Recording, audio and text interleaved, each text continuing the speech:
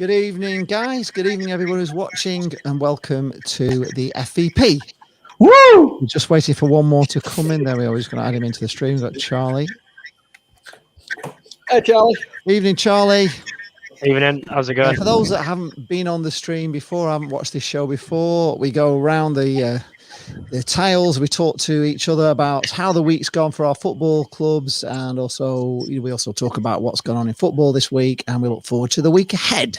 So just to introduce everybody that's in the stream tonight, we've got Luke next to me, who is Luke Turtontalksfootball. Good evening, Luke. Evening, Luke. Evening, everyone. Next to Luke, we've got Dan, who's 18 Dapper, who is a Doncaster Rovers vlogger. Good evening, Dan. Good evening, mate. Hope you're well. I'm fine, thank you. Below him, we've got Jake, who's Punk Chef 41. He's Sheffield Wednesday. Good evening, Jake. Evening, lads. How are we all doing? Fine, thank you. Next to him, in the centre of the bottom, we've got Mr. Dore. Dore on tour, Nottingham Forest fan. Good evening, Dore. What's going on, people? Everyone's all right, man. Why am I below Luke? Luke's be down here. I should be up there. Hang on a minute. Hang on. Let's sort it out then. Yeah, swap okay. it, because this is wrong. That's better. Happy now. That's okay. better. Thank you.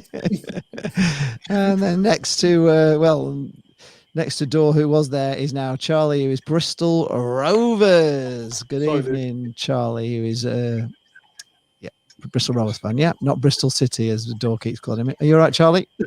Yeah, I'm good, thanks. Cheers for having me on again. OneRoversVlogs.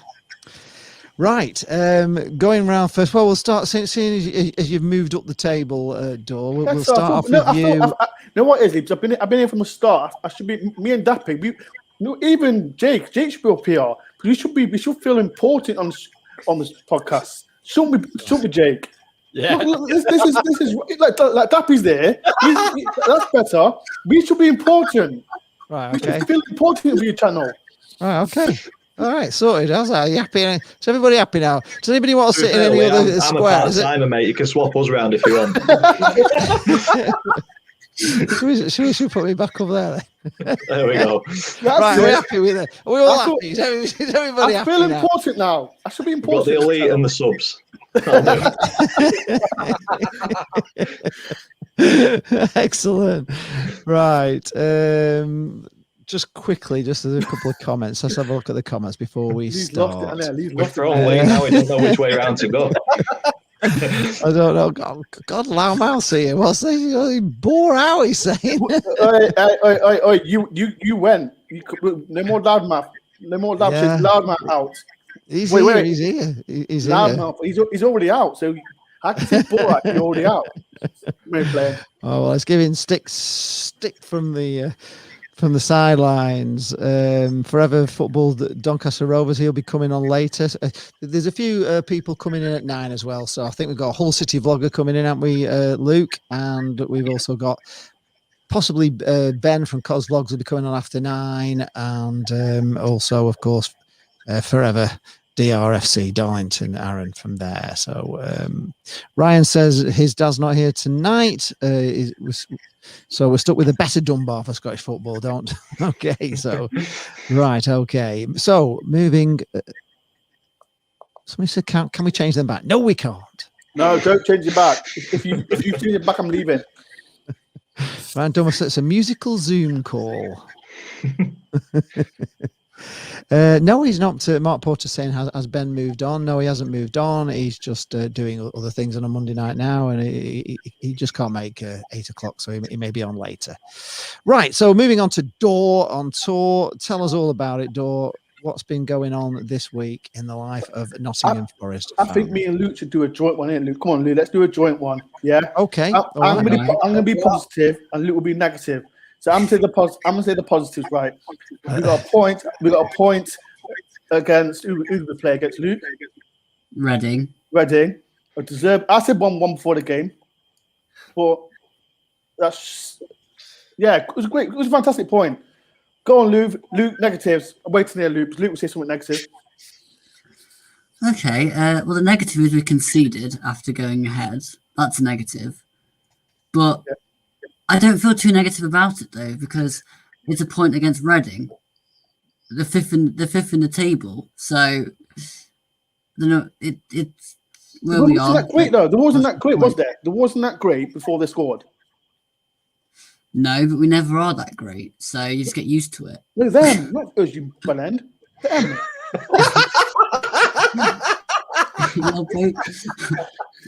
Well, both of us, neither side were that great. To be honest, No, but that's how Houghton plays, though. That's how he plays, isn't it?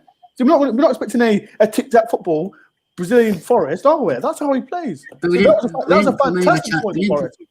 we didn't put many of our chances away, though, did we, Dore? We didn't have no chances, but that's how we play. One chance, one goal. And then somebody does that stupid mistake. And then we almost lost the game. There was Kravinovic's shot. I thought you were meant Goalie's to be shot. positive, Joe. I am being You said, yeah, you did say that you were going to be the positive one. Somebody's actually, like this comment from Red Rune that says it's the first time this season Forrest and Wednesday have been on top. So I thought that was, I thought that was pretty good, Red Rune. Thank you very much for that one. So No, it doesn't. No. Like it was. I think I said before the game, I'll take a 1-1 against a team who is playing great. But 1-1 was a fantastic result. But we could have lost the game after somebody did that stupid mistake. But 1-1's a good result. That is positive, right? You're happy, everyone? Is everyone happy? Go on, Luke. I Before think we move Luke on. was happy with it. He was saying, wasn't he, that you've been playing Reading and they were fifth in the table and he'd take a point. And he thought it was pretty good. So I think Luke's been positive there, definitely. At last. Move on. Okay, so we'll move on to happier times with maybe not. We're going to Doncaster Rovers, and Doncaster Rovers have been doing really well up until this week, haven't they? And tell us all about it, Dapper. What's been going on? Yeah, we had a sticky patch through February where we didn't win a game, and then Darren Moore left to our local rival Sheff Wednesday and is doing a good job there as well. But Andy Butler's come in. It was the new manager syndrome, that little bit of a bounce when you bring somebody in. 2 wins on the bounce, but then injuries have started to hit in key areas. Sims, Bogle, Bostock, Taylor, Robertson. So the injury, I think we've got 7 key players out at the minute. And on Tuesday night, that left us without a striker against Crewe, and we just didn't take any opportunities that came our way. And then Saturday against Northampton, it was a very poor draw, 0-0. Not many chances from either team. Northampton came and sat back, did a really good defensive job, but they didn't look very good at all, Northampton. But we didn't look very good either. We didn't move the ball quick enough, didn't create enough opportunities. Okenabiri was a bit isolated up top, but looking at Andy Butler's 4 games, 7 points from 12. If he continues doing that for the remaining 14, that guarantees us playoffs, which I'll take. Right. You're still in a good position, aren't you? It's not like you've blown it or anything. We still. Yeah, it's in our hands. Somebody put a graphic on Twitter this week showing the remaining games, and the top 4, they play each other so much that they're gonna be taking points off of each other. So it's definitely in our hands. We just need to start turning these kind of middling performances. We need to find that expressive football that we started with under Andy Butler, and hopefully the results will come with it. It's a strange one, isn't it? Because obviously you lost your manager and everybody was, up in arms in Donny about it, and then you got off to a flyer without him, and it was looking really, really good, wasn't it? And it's just yeah, a lot of Donny fans see Darren Moore's departure as much worse than Grant McCann's because he's left partway through a season. I think 6 of one and half a dozen of the other. Grant McCann left us in a very bad position with no players. It was disappointing the way that Darren Moore left. I think he could have seen out this season at least. It was a and bit tried strange to finish a project. It's a very strange move for me to I don't get it. Yeah, it's got to be for money. That's the only thing I can think, and I understand that. If somebody offered me more money to do the same job elsewhere, I'd take it. No brainer. But obviously, it's just with Sheffield Wednesday being the sort of train wreck that we keep hearing from Jake all the time. That it's kind of a club you'd think twice about going to at the moment, wouldn't you? From an outside looking in, it looks quite toxic. from top to bottom. A toxic club, yeah, they are. And it's something our Can't pub is. help either. hopefully they turn it around, because I'm one of those fans where I like to see all local clubs around me doing well until we play them. Yeah. So hopefully they turn it around. I mean, Leeds in the Premiership, hate Leeds, but it's nice to see a Yorkshire club up there. Sure. Same when Sheffield United went up, but yeah, when we come to play them, there's only one way that I'm going. I'm sure there is. You never know. You may actually not play each other. You may go up and they may come down at the moment. So who knows? Yeah, that'd be nice. So we've spoken to Luke and we've spoken to. So we will speak to Charlie. Good evening, Charlie. Tell us all about Bristol Rovers, because it was looking quite good, wasn't it? You've had a mixed bag, have you, this week? Would you say? Yes, I mean it's literally same old Rovers. We get a really good result against a team we're not meant to beat, and Accrington absolutely battered them. And then a few days later, drew 0-0 with Wimbledon.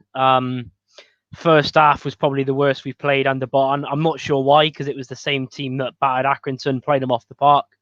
But second half, we was all over them. Second half, and then didn't really have the quality up front. Like it's been a lot of this season where we're not scoring a lot of goals.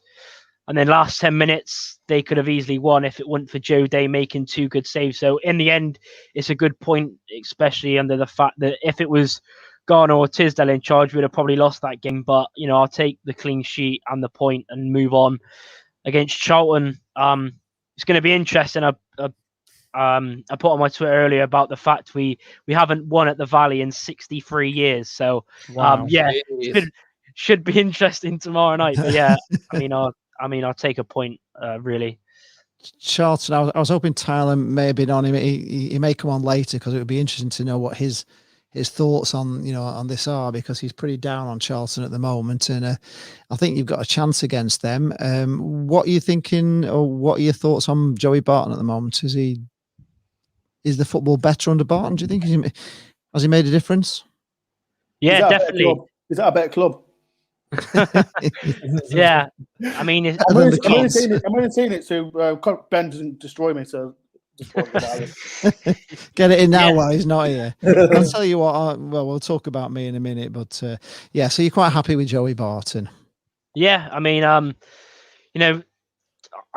you can't really blame him. Not yesterday, but on the weekend, put exactly the same squad out as you would if you just won 4-1. But the games that we've lost, I mean, Hull, just mistakes, and it is Hull anyway. The first game he took over was Wigan.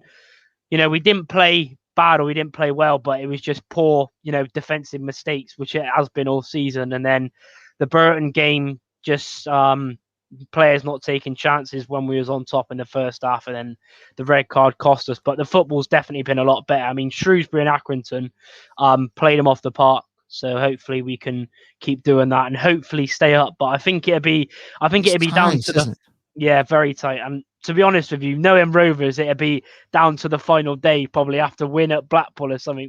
Yes, that is a game that's coming, isn't it? We'll probably talk about that later. But I was just looking at the bottom 3, and you've got AFC Wimbledon have got 31 points, Swindon have got 31, and Rochdale have got 31.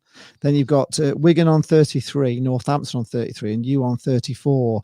And Burton have kind of shot away now, aren't they? They got up to 40 points, so they're kind of pulling away. So it's looking at the moment like there's 6 clubs in it, and you've got just, I don't know, Wigan seem to be just starting to get a little bit of a run together, don't they? And AFC Wimbledon looked good when we played them, so it is tough down there. I've got to admit, I really wouldn't like to say who's going to go down, but do you think I've got a feeling Plymouth might get dragged into it? Plymouth? Oh yeah, they're on a tough run at minute. Yeah, they're on 45 points though, aren't they? So they are 14 points clear of the bottom 3 at the moment. So it's got to really turn. So tight though. If them teams at the bottom continue performing how they are, you never know. I don't think 50 points will be safe this season. I'm surprised at how well the teams at the bottom are actually playing. We've struggled against the AFC Wimbledon in particular. We're really good at Bloomfield Road, and I was quite disappointed in the way we played, but it is tight at that bottom, I've got to admit, and they are all fighting. These teams are fighting, so who knows? So we'll move on to Sheffield Wednesday and Jake. And somebody's put in there, you're looking sharp, Jake. Was it a sponsored haircut? They're saying, but No, my wife had just got very good at cutting hair, and I trusted her to do a throat cut job on my beard as well. So she's done cracking. Listen to me. Right, okay. No woman is touching my hair. That's end of. That's why I got my hat. That's why I got my hat on. There's no woman touching my hair. My wife I'll has answer done that well question on my hair, when it gets round to me. Forever Football, PFC. At the minute, it's more of the same. Excuse the pun there. We went it at the minute because he was going to have a hard job when he came in. His first game was the Yorkshire Derby with Rotherham. We lost that 2-1. 96th-minute winner for them. We've done that to them for years, so we were due it. And it's very hard for to know what's right at the minute with the club because he's trying to get his own stamp on the club. He's been there 2 weeks now. So it feels like the appointment should have happened in January or when Purely left. Then we would have got more chance. We played Reading. We got battered 3-0, had a man sent off. Things started to look well up until that sending off. And then at the weekend, we played Norwich. We got the opening goal, Jordan Rose being a poacher. And it was actually a really good performance. But you came across top of the league. Yeah. Best in form versus lowest in form. We've now lost our last 7 games. And it's now getting really tight at the bottom for us because Wickham won. Wickham are now on 26 points. We're on 28 points. Right. And Rotherham on 32 points. No, they're on 26. Yeah. But the thing with down at the bottom now, Birmingham has sacked Karanka. So they're looking for that new manager bounce, which we're trying to do. And it just feels like it's a little bit or too little too late. But Moore has backed himself. He said he got the confidence to try and get us out of it. He said one win could make a huge difference. And he's not wrong. One win could turn everything around. But it says it all. I shared it in our group, WhatsApp group, where there's a great opportunity for Wednesday to equalise and go 1-2. I don't know. Was it either to equalise? It was either to equalise or go ahead. I can't remember. 2-1 up. Yeah. It's been a long day. But great opportunity. Pelopessi goes to the side. He's screaming for the ball. Windass takes the shot and hits it over the bar. And while Windass is on the floor, he's on the floor and Pelopessi's screaming and he tells him to shut the fuck up or shut your fucking mouth. Like, that's not what you want. That's your teammate. If your teammate turning round to you and saying, give me the ball, you should go, fair enough, my fault, shouldn't have done it. I hope Darren Moore's seen that and he's had him in his office on Monday, today, and gone, you don't do that, it's a team game. And I have a funny feeling he might have done. What I've heard from Moore, he doesn't take no prisoners, if that's at all right, if I'm right in understanding it. And I don't think he'll be happy with that because he likes it to be a team game and everyone involved. Right. Kind of thing. But it's going to be a tough one. It is tough. I'm just looking at a table here, Jake, and you've played 35. And we're looking at that little limbo bit at the minute. At the rate we're going, we could end up bottom. Yeah, well, maybe not. I mean, Wickham have played one more game than you, haven't they? And the 2 points behind it's Rotherham. Rotherham's got so many games in hand due to... They've got 3 games in hand on you, and then that would mean that Birmingham are sort of the... Don't worry about it. Derby be there. They'll be coming back pretty soon. Don't worry about it. The thing is... Don't worry about it. You've got a game in hand on Derby, haven't you? A lot of things that we've got at the minute is if we get that first win on them, I think it'll happen. It's the best I've seen of play in a while. It was spreading the ball around. We were playing with confidence. It's just that final little bit, but it all just feels too little too late. Why wait so long to get the man you wanted if this is who he wanted in the first place? Why didn't you just go and get him? It goes back to mismanaging the club and from top to bottom. How many points did you end up being deducted? Start of the season it was 12 and then it went down to 6. 6. So theoretically you should actually be on 30, you would be on 34 points. So you still actually would be in the bottom 3 at the moment. So it is a tough asking it when you're it's gonna be hard. You haven't even got out the bottom 3 even without the point deduction. It's just such a weight. We've been out about 3 or 4 times this season, but it's only been like either for an hour or a day. kind of thing. We've played ahead. And the time where I want to get really excited, and then Sheffield Wednesday go do a Sheffield Wednesday, and your hope's gone. And I keep saying in my videos, mathematically, we can still get out of it, but our next games are Huddersfield and Barnsley. Right, you got bloody hell. You got 11 games to go, haven't you? 11 games left. We've got at some point. Jake, hopefully, when we play you, you're already relegated. Oh, down. If that's the case, I'm not speaking to my uncle. But come on, Cole, just ring me up and wind me up. You'll wind me up, let alone anything else. Yeah, I'll wind you up. You don't want to play a relegated team, though, Dore. They play with freedom, mate. Oh, yeah, true. We all know what it's like, don't we? As football Listen to me, fans, right? All I'm all about is right. It's If Sheffield Wednesday go down, I don't want Doncaster to go up because we might as well just give them 3 points to them. So just hope Sheffield Wednesday stay up now. It's gonna be tight. If we can get a run going, we can get out of it. But I can't see that coming.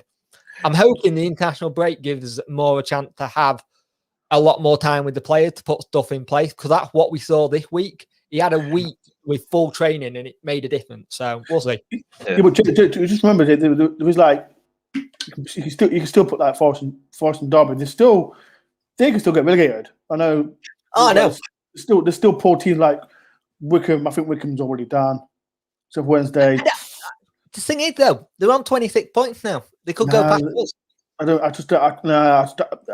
like Wickham. I'm good that I can't go to the stadium this season, but I just don't think they're going down. But it's still like teams like Rotherham. If can get a firework at the lads' arses and get them playing together, and this more team mentality and not just defending stupidly. We defended well recently, but it's the moment a goal goes against us, they go. Yeah.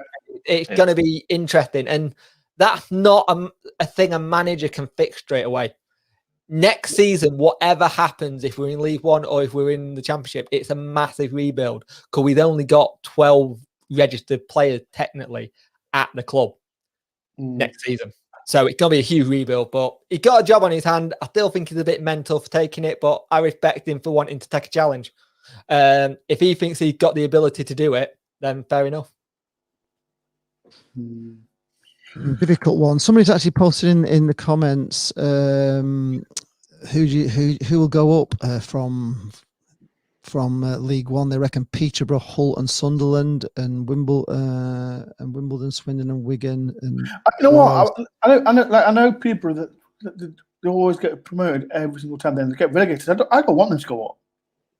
I just don't want. I'm not saying because like they go up, they come down. I just want a team that like with Hull. I don't want them to go up. I want someone brand new, like AFC Wimbledon. Okay, come down with me to League One. No, loads of new teams. No. Say again. What's that? Come down into League One, and then you'll get to visit loads of new teams. No, I'm not going to. I'm not going to League One. Listen to me. I think it was David Platt. Not David Platt. Gary Megson. He was Forrest manager, and no. Hey, no way. Gary Megson's a Wednesday legend. No, he's a bellend as well, so he can jog on as well. Into Luke. Luke. See, what's wrong with this guy? It's all right. I'll just put his microphone back on. He can unmute himself if he wants to talk. In fact, I prefer if people do mute themselves. He's there. Come on, Luke. We're first together, mate. Come on, talk. Can you both declare Billy Davis as a bellend then? Oh no, he's a prize bellend. That's the Who is the other one? Sorry, I was trying to type to Lee at the same time. Gary Megson. Oh, I'm too young to know Gary Megson. Oh, there you go. I started after. Oh yeah. He was about. I started under Colin Calderwood. You wasn't even born, was you? No, I was, but I just started supporting Forrest in 2009 under Colin Calderwood. Oh, okay. Yeah, Gary Megson. He was a bellend, and what's his name? Billy Davis was the first bell. He was fantastic. I think he did a great job for Forrest, but then I think he came back with Hidden Agendas. No, he was I don't know. I'm not going to just. He's a prize bellend. So Lee, what did you do at the weekend? Yes, Lee. What did you get there, Lee?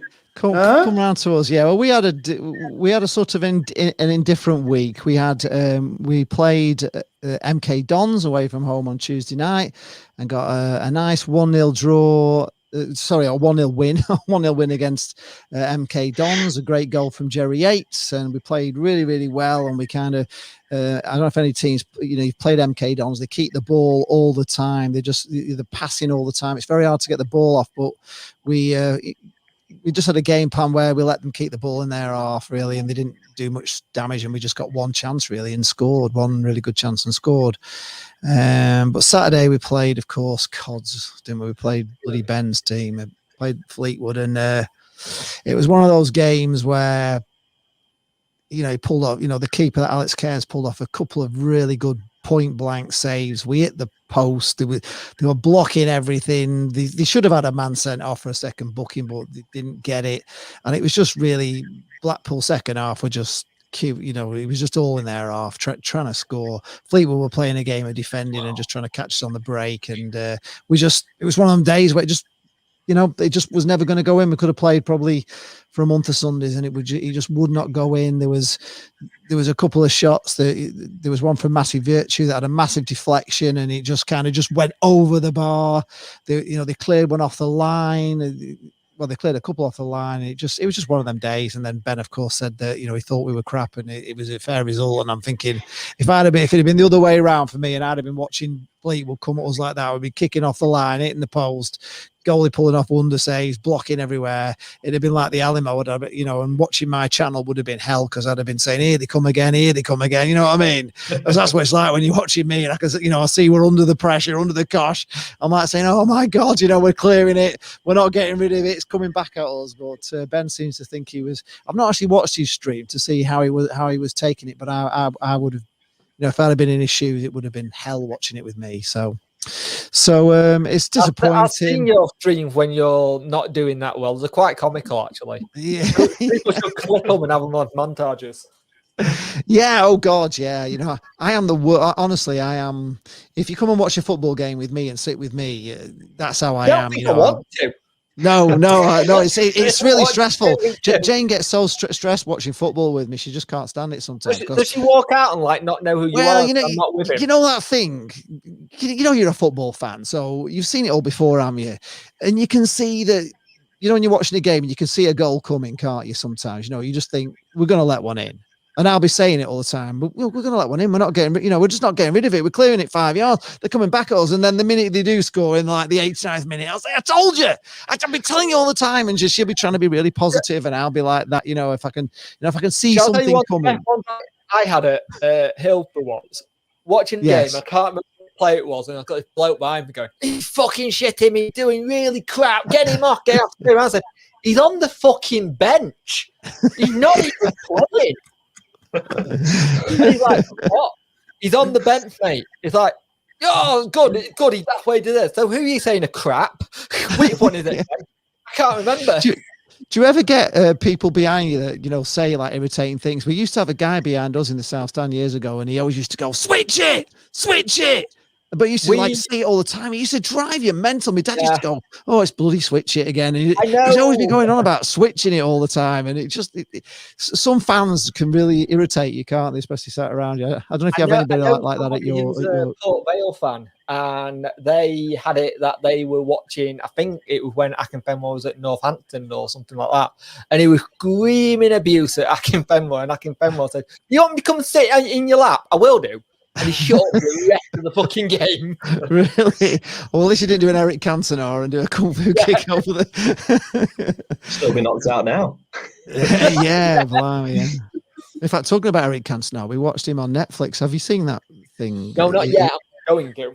He's really good, honestly. He is really good, Eric Cantona. He's amazing. That it's, you'd have to watch it dubbed, but he's still really good. He acts it really, really well. It's a very good show, if I'm being honest. What's everyone thought on how? I know we brought it up a lot recently, but how the refereeing standards were a tiny little bit better across all the leagues this weekend. They seem a little bit better in some of the bigger games. Ours was okay, wasn't it, Luke, Saturday? I didn't like our ref on Saturday. Debatable. I mean, was he okay? Yes or no, Luke? Come on, stop being on the fence. All right, I don't think so. You keep being on that fence, you'll get splintered, mate. Out of 10. Who was it? Who was the guy? I don't know. It was Stephen Martin. He's good. I like him. To be fair, I like him. Is that aimed at me? He seems to Lee, miss bring a up, few things. Though. He was not Ryan Dunbar comment. I want to see if anyone else saw this. The laugh when he put up. No, I haven't. I was just looking at Ian Barron saying subtitles. Is he saying he needs subtitles for me? Can you not understand what I'm saying? I'm a too northern. I don't know. No, I think he means the dubbing on the Eric Cantona thing, Lee. Yeah. Oh yes, yeah. You can just watch the subtitles and actually listen to him, but just the acting is pretty good. He's very good. Honestly, it's great. I recommend it totally. You'll really like it. I can't think what it's called. The name of it's just gone out of my head, but it's a great show if you're watching that. Ryan Dunbar. Yeah, his laugh when he Kevin Ellison, what a bloke. Yeah. Scrappy Dappy. Oh, Kevin Ellison, what a blow. That's all. Where he said, "Did you see the Newport player?" Oh, this one. Did you Yeah, see did you him see it? with his? No, I didn't. No. Kevin Ellison. Yeah, God deserves that. So he is Frozen playing out by the for the manager, team though, that was hadn't he? playing. Yeah. So he'd been frozen out and then gone to Newport and scored past them and give it the big one. Did he? Yeah, I loved it. I Right loved up to the that. manager's face. That's his manager. No, Yeah. his old manager. His old manager, yeah. His Yeah, old got- manager, his yeah. previous Go on. manager, the one who froze him out, he just went and celebrated in front of him. Yeah. Yeah, plus You he's should see the photograph. plus he's like There you go. Look at I'm pretty Dore. sure he's like I'm pretty sure he's like 42 as well. Yeah. Still playing. He runs all the way up to the bench. Super. Have Proper that. shit out, really. I love that. How old is he? Is he about 50? 42. Bloody hell. There was a player in the first season of Sunderland Till I Die, and he was on loan, I think, and they dropped him and didn't play him, took him off, and he was really good player. They took him off on a couple of games, and he just went back to his old club, and then he came back and scored against them, and they kind of interviewed him. He said, "Yeah, you know that." I'll show you for blooming taking me off. You know what player you've missed, and I thought that's the kind of thing that does come back to haunt you, doesn't it? With players, former players come back, and also even Simon Grace. I wanted to beat him on Saturday, and of course we couldn't. And I just, I really want to beat Simon Grayson, and you like that sometimes, aren't you? An ex-player comes and you think, oh God, he's going to score, and you just kind of know it, don't you? Sometimes, but that's a great way of. I didn't know what he screamed like that. What did he actually scream? Have that, you twat. Is that what he said? I like that. Well, he who last, eh? Really? Lee, I think Tyler's got that right about Lewis Graben being the Sunderland player you're talking about, because I was going to say exactly the same thing. Lewis Graben, I think, because he was on loan from Bournemouth. Yes. Squad. Yeah, that was him, wasn't it? Like, yeah, Lewis Graben. Yeah, it was brilliant. Yeah, I want more documentaries like that. I want to let more people do things like that. Tyler's here. We ought to get. Tyler wants to. Oh no, we can't get him in at the moment. We'll have to bring him in a bit later. But hey, Jake, why don't Sheffield Wednesday do one? Because our owners way too controlling to let that happen. No, Forrest should do one. I think Forrest should do one. The Greeks would love that. If Sheffield Wednesday do it, they have it. Sheffield Wednesday got to label it as how not to run a club for dummies. Forrest should do one. The Greeks. I agree. It was funny, right? Because I don't know if you lot knew. Forrest did a cup of 90. I think it was a 23-minute one. And Luke, did you watch it, Luke? Yeah, I did. The cup of 90, and the Greeks, they hated it because no one mentioned them, and they're meant to be in a Copper 2, Part 2, Nottingham Forest, but they said no because it wasn't mentioned. I know one of the guys that recorded it. I know, Jamie Marriott. I know Jamie Marriott. I know who he is because he told me to believe he's a bellend To be as well. fair with what I've just said, He's all right. I've got that whole thing. Our owner needs help, and if he can get away from being a little bit too stubborn, he can get that club where it needs to be, but he needs to get the help and ask for it, or take it, or take the advice. and he's a little bit stubborn at the minute. Hopefully he'll see sense. But the worry for Wednesday fans is if we're going to be charging Premiership prices if we go down to League One, because that would be a joke if we are, because no one will go. Probably is, Jake. He's ploughed too much money into it. He's in too deep now. That's why he wants 150 million for the club. He chucked loads of money at it to try and get into Premiership. You got playoffs 3 seasons running. We got playoffs twice. First 2 seasons under Carlos. Final first, and then semi-finals second. So they were the opportunities to get his money back. And for me, he's in too deep now. He's either got to cut his losses or you're stuck with him. Yeah. Oh well, I said that people keep turning. We had our account finally published this week as well. You know, I've been talking about these bloody accounts. They finally came out, and we apparently got 6.5 million from Newcastle for Steve Bruce and his backroom team. That's like our second highest transfer fee we've had under. And I'm pretty sure Newcastle fans don't want to hear that because they spent good money on getting Steve Bruce of all people.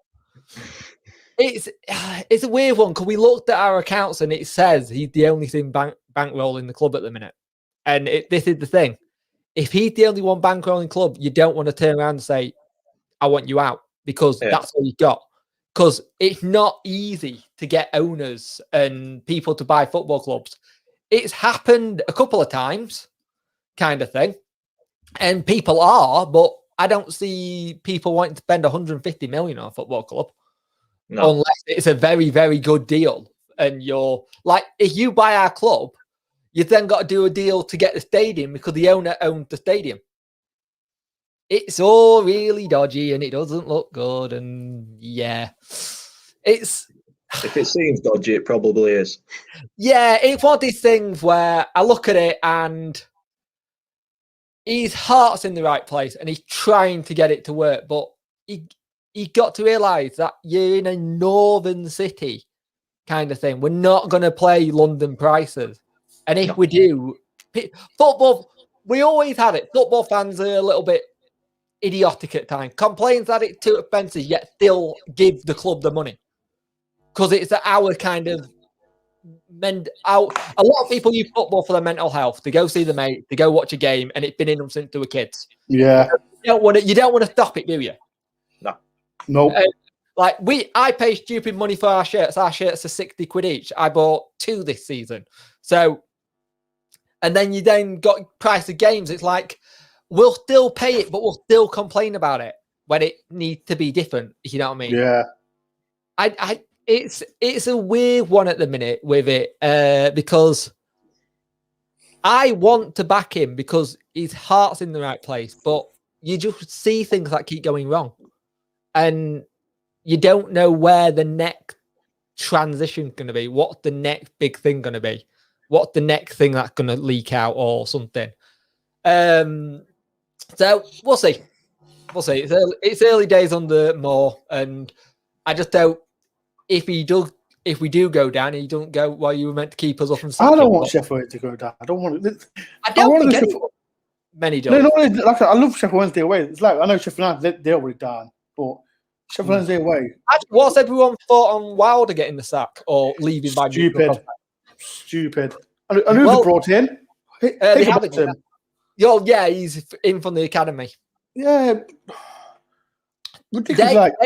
They lost their great chance to bounce straight back.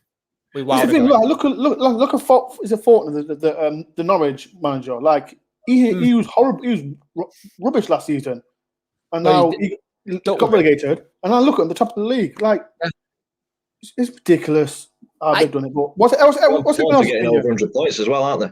Yeah. Yeah. So it just shows stick with a manager, give them the opportunity, and who knows? That whole thing, consistency breeds success.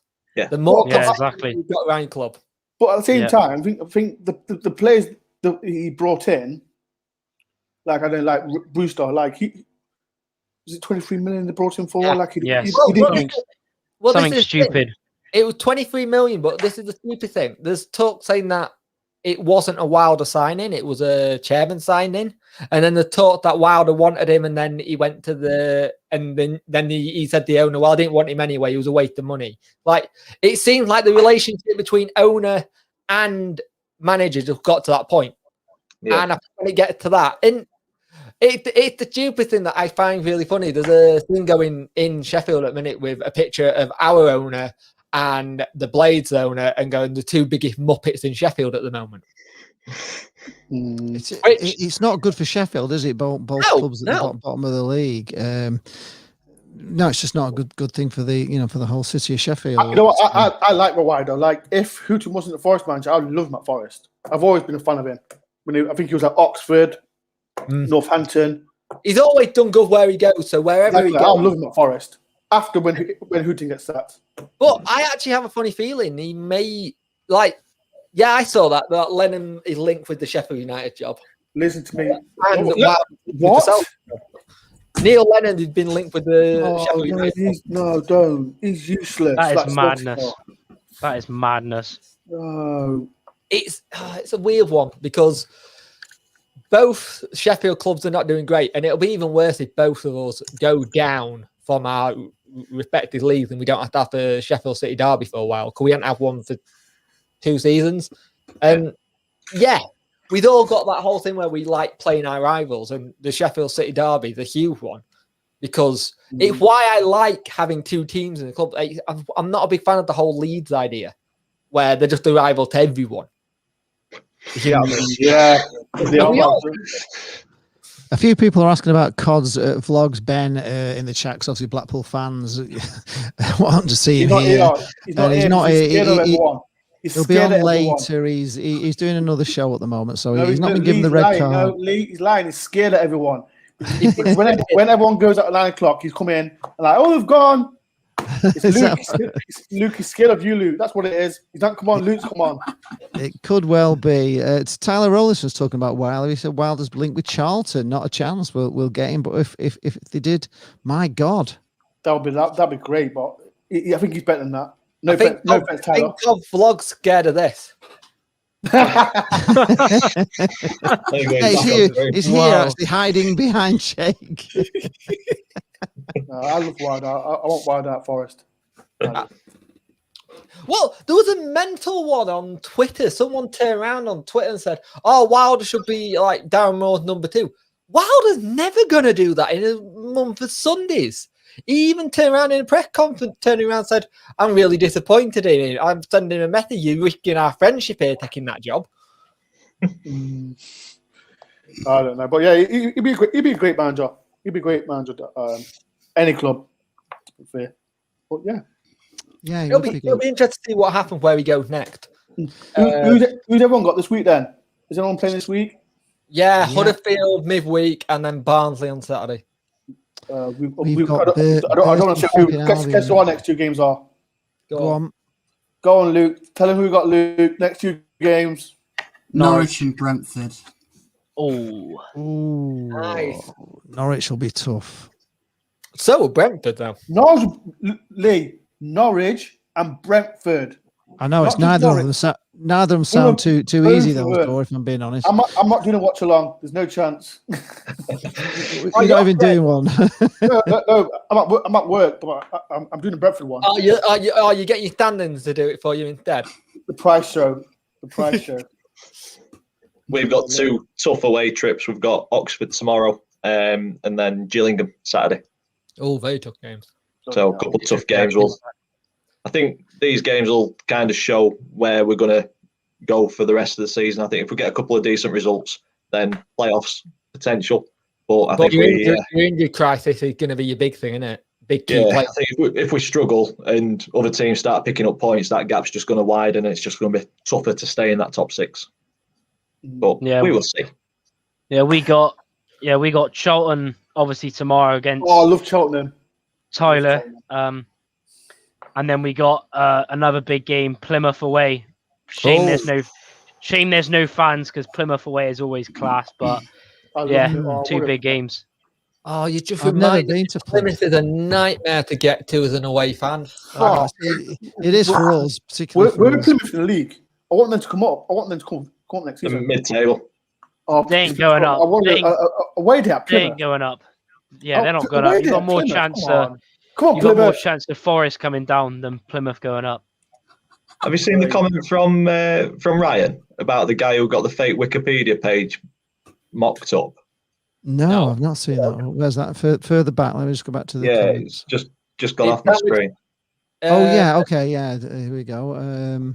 Did you hear about the guy who got a fake Wikipedia account made up because he took a lowly Scottish club to Europe on Football Manager? Next day, this guy was favourite on Sky Bet for Aberdeen. What? Seriously? Serious? Awesome. How good's that? That's Wow. crazy, isn't it? What- There's Ryan, so what many does it people mean? like Football Absolute Manager and they cracking talk CV. We'll sign him up. Wow. There was a guy who almost made it professional as a footballer, doing something similar. I think he said that he was like a PSG player or something. Oh, He what nearly was his signed name? for PSG, and he was Oh, somewhere what was else. his- And What was I his think name? the fans ended up scuppering the whole deal. They're like, we don't even know this guy. What a name. Doesn't exist was his name. That's amazing. DIZNEEXZEFT doesn't exist. Is that what it's called? That's tremendous. Wow. That is absolutely brilliant. Our games this week coming up, we've got Burton Albion, which to be honest, they really are on form. Burton Albion. Jimmy. Oh, Jimmy.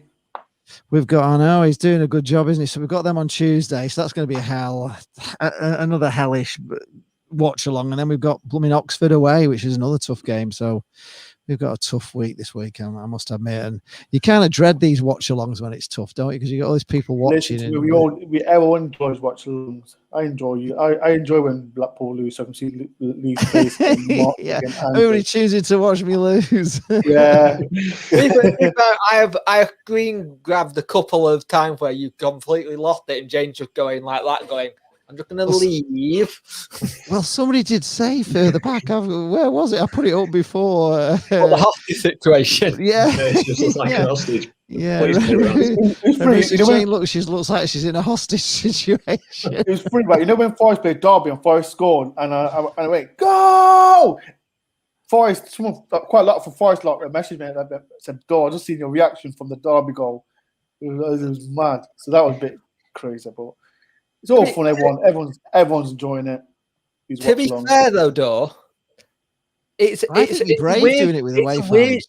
it's a weird one when you do like the where you celebrate in it and then it gets clipped to high heaven. It's all good, man. It's all fun. I don't mind it. I've had it. You know what? The worst one was last season. I think we drawn 1-1 with Derby, and when Forrest scored, I jumped. It was funny. I was working for the BBC. And, Well, funny you say that, Dore, 'cause I think you're secretly.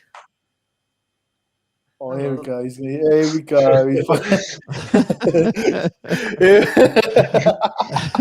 Go on, Jay. Here we Wait go. for the green screen. Wait for the green screen. Listen, it's not me. Nobody's safe. It's not me. We need a. Hang on, we need a. It's a lie. It's all lies. Jay, why? You know what? Next time, I'll get my green screen out. I'll get my green screen Oh, out. it didn't work! Yes! Oh, no. Yes! Come on. That one not working. Yes. Excellent. What's topics then before we go? What's topics before we go? Next topics? We were going to talk about. Well, we're really waiting for Tyler to talk about because Lee Bowyer's gone from Charlton, hasn't he? And did you guys talk last week or the week before about potentially having referees doing post-match press conferences? I don't know. I put it in the WhatsApp. It was when ridiculous decisions were getting made through VAR as well, and I think I saw an article about it that they're considering having referees come out a bit like your managers do to the media and answer a couple of questions on key decisions and reasons why they made it to try and kind of just make it a bit more transparent for what they're doing. Yeah, because when it Lewis Dunk said about that after, wasn't it? It was against, we was at West Brom away, and he said about it like refs refs should come out after the game because they're making just stupid decisions and explain the stupidity around it. Yeah, they should be accountable for the decisions that they're making. Definitely. And then I think if they're having that scrutiny straight after a game, I think they might second guess or not so much second guess, but kind of make better decisions and be more kind of systematic with the way that they make a decision so that they can explain it. I just this Dore should come after. Apparently, they put that guy's club as Disney exist. That's great. It's really quality, isn't it? It's real. I'm really liking that, to be honest. It's fantastic. Right, people, I'm going to get off because Dore's going to get off. Right, thanks a lot for coming on. I know you've got an interview, haven't you? Who are you interviewing? Tell everybody who you're interviewing. Is it going live, Dore, or is it just going live? It's going live. Okay. I'm just interviewing an Olympiacos fan.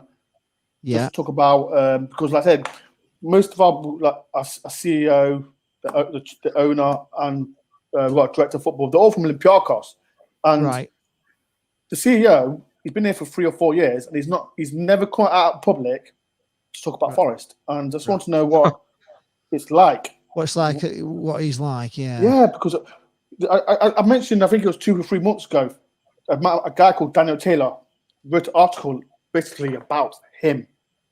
And he's a nutcase, isn't he, Luke? Yeah. He's a nutcase. So I'm just going to get about him and what it's like, but yeah. Okay. Well, best of luck with that, Dore. I hope it goes really well for you. And as well, thanks for being on the show. Greek like? A what? What's your Greek like? Wagwan and big fist. Wagwan. But yeah, as well, I've got my Chris Park-Williams interview as well. So as well, that's coming out this week. Which interview? Sorry, was that, Dore? Didn't catch that. Chris Park-Williams, ex Nottingham Forest, Sheffield Wednesday, Turton. There is a link if you're watching this. By the way, if you're watching this, there is a link in the comments to Dore's channel. So if you want to catch those things, his link on his channel is there. And also subscribe to Dore if you haven't already. I'm always at 3.6, I think. So if you don't know who I am, subscribe to me. Yep. Dore on tour. Thanks a lot, Dore. Right. Hope everyone's well, and I'll see everyone next. See you next week. See you next week. Up the Forest. Up the Forest. There, right. I think there is somebody coming, and I think you've got you've got a Hull City fan as well, haven't you, somewhere? And there's also I think Aaron's waiting in the wings as well soon. So because I think Dapper, you'll be off as well, won't you, soon? Yeah, I'll dip out whenever you've got a sixth person to come in, mate. Okay, so obviously, if you want to send your invite out, Luke, to your Hull City, will bring. I've sent the link in. It's just whenever he clicks on it. Okay, yeah, okay. Jack Patton is saying, is Robbie Fowler going to be the next Aberdeen manager? Anybody heard anything about this? No, I've not heard much about that. No chance is he going to Aberdeen. No, Ryan Dunbar's actually answered that for him in the comments. He says that Jack Patton's job looks like it's going to American guy Stephen Glass. What? Heard of him? That's a bit like. Oh, Tyler's available, so he can come in as well. Tyler will have the link, so we can bring him in because there's a big game coming up tomorrow. So what I was Bristol Rovers and show, Charlton. So. My bloody thing wouldn't work because yes, go on. The thing too small, and Dore's now gone. He can't defend himself. So now he's gone and can't react. Can we do it? Click on it at the bottom. Oh, click on there. Yeah. Secretly a Derby fan, isn't he? Quality. Yes. Yes. Yeah, I don't know. Well, it's probably at the Derby. It was probably away, wasn't it? No, he wasn't. Was it not? No. He accidentally left the green screen up with it blank, so I photoshopped some stuff behind it.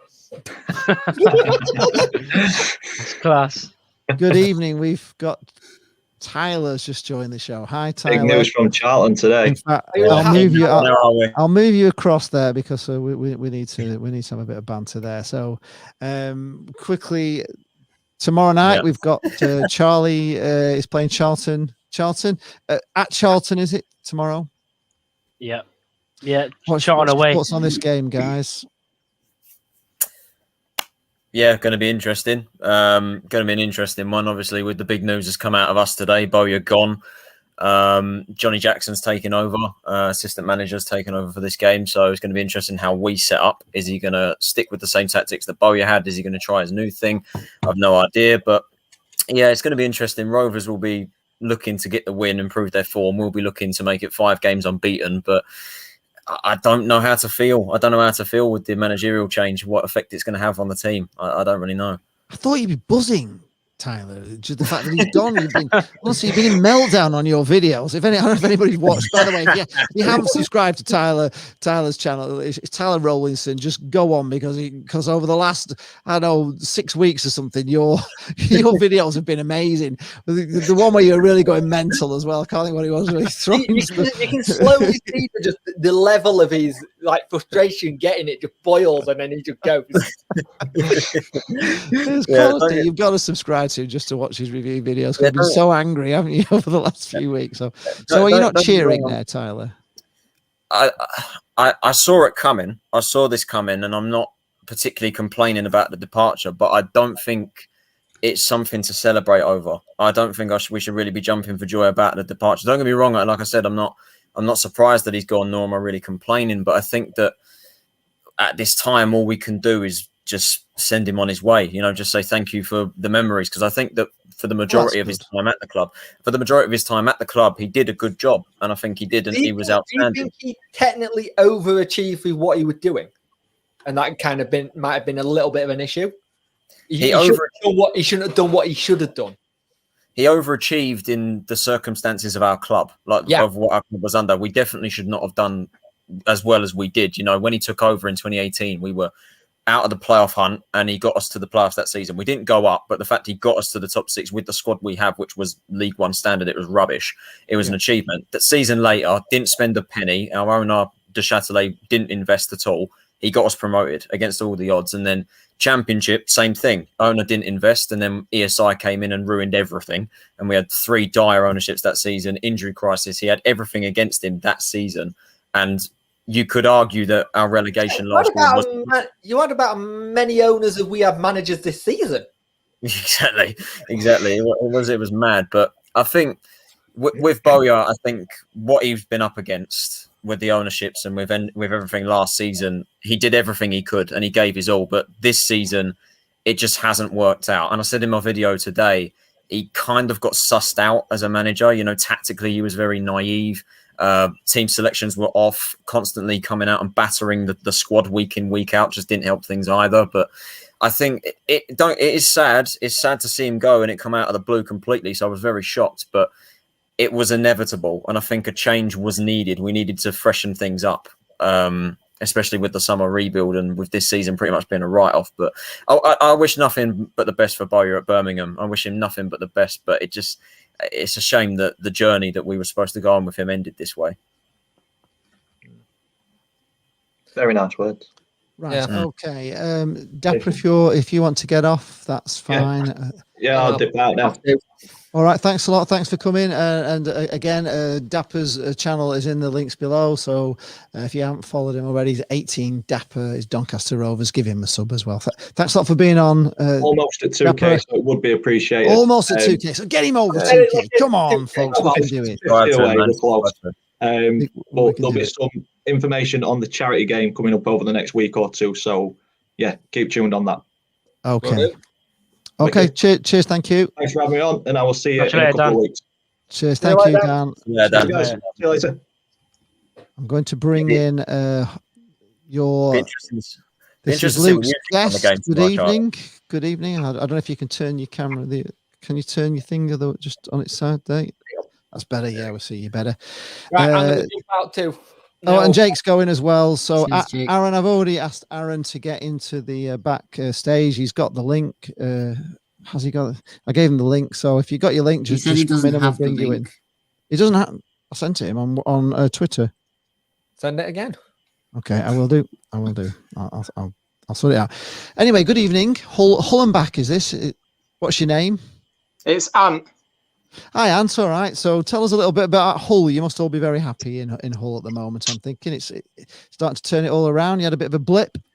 Yeah, Tell us what's been going on at Hull. Fill us in on Hull. It's an interesting one actually, because after last season it's been a bit of a tough. Well, me personally, I don't know about anybody else, but I expected us to be in the lower half of the table at least, if not mid-table. With the squad we assembled in summer, we realised we had a good chance at least the top six. Started very well, got a lot of clean sheets, was winning a lot of games, and then last season's demons came back to haunt us. Really, same problem started showing up. It looked like we had a bit of burnout. One system, no plan B. Thought teams had figured us out, and then December the form really flatlined, and it just looked like we'd lost that impetus to try and get into the top two. But he seems to have turned it around again. I mean, he's not got many fans here as McCann, which is it's quite weird for any fan looking from the outside in, because he won January Manager of the Month, we sit top of the league, but there's a large contingent of City fans that can't forgive him for what happened last season, unfortunately. So he's got the title or nothing really for everybody here. It's a funny one, isn't it? Because I know I've been on the Hull City forums last season because I did an interview with Gary Brabbin, and I saw the sort of meltdown that Hull City were going into last season as you were going down, and I actually feared for because sometimes you can double dip and all that sort of stuff, and I thought it seemed like Hull City fans were really angry about it all, and I think you've done quite surprisingly well, considering the sort of the way the fans were feeling at the end of last season. And we've played Hull twice, because I'm a Blackpool fan, and I know we beat you at home, drew with you at Hull, but at the time I thought you looked the best team that we played. I thought you looked really, really good, and I was surprised really you went on the dip you did. But do you think you're gonna be able to get up? I mean, obviously there's a few clubs got a few games in hand on you obviously at the moment. You played more than anybody else, but you have gone top of the league now, haven't you? So are Hull fans feeling like you can do it? Jake, I think if you want to nip off, you can now. See you all right.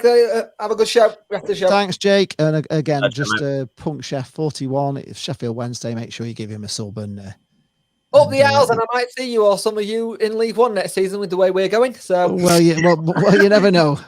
See you later. See you later, Jake. Thank you.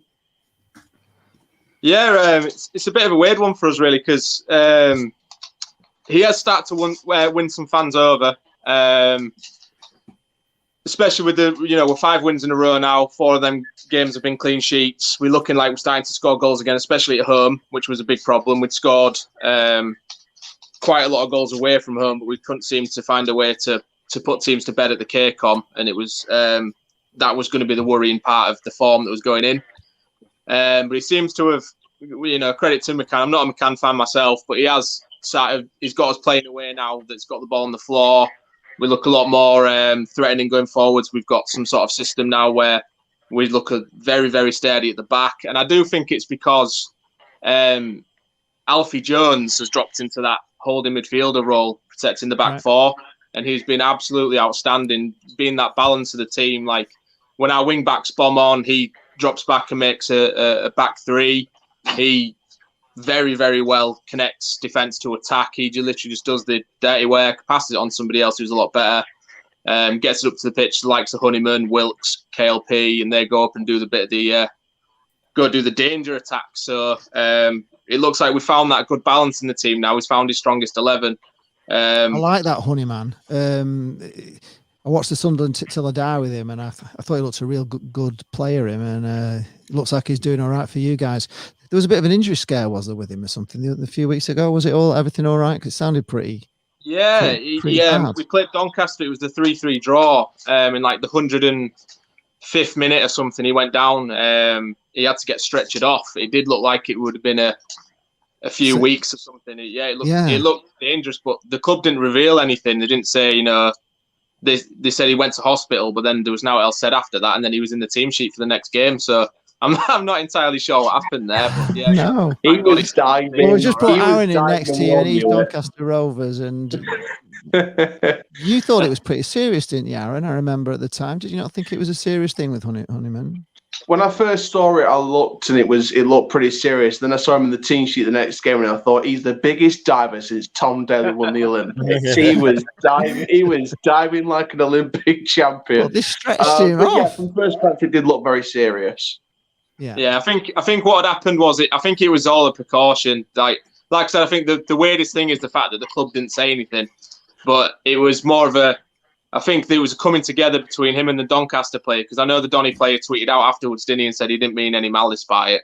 But I think we all knew it was accidental. We all knew it was accidental. I think the side of his head got caught with an elbow, and it was just a precaution, for the concussion side of things. And I'm half expecting Jacob Greaves to get a nosebleed and get stretched up on an ambulance next week.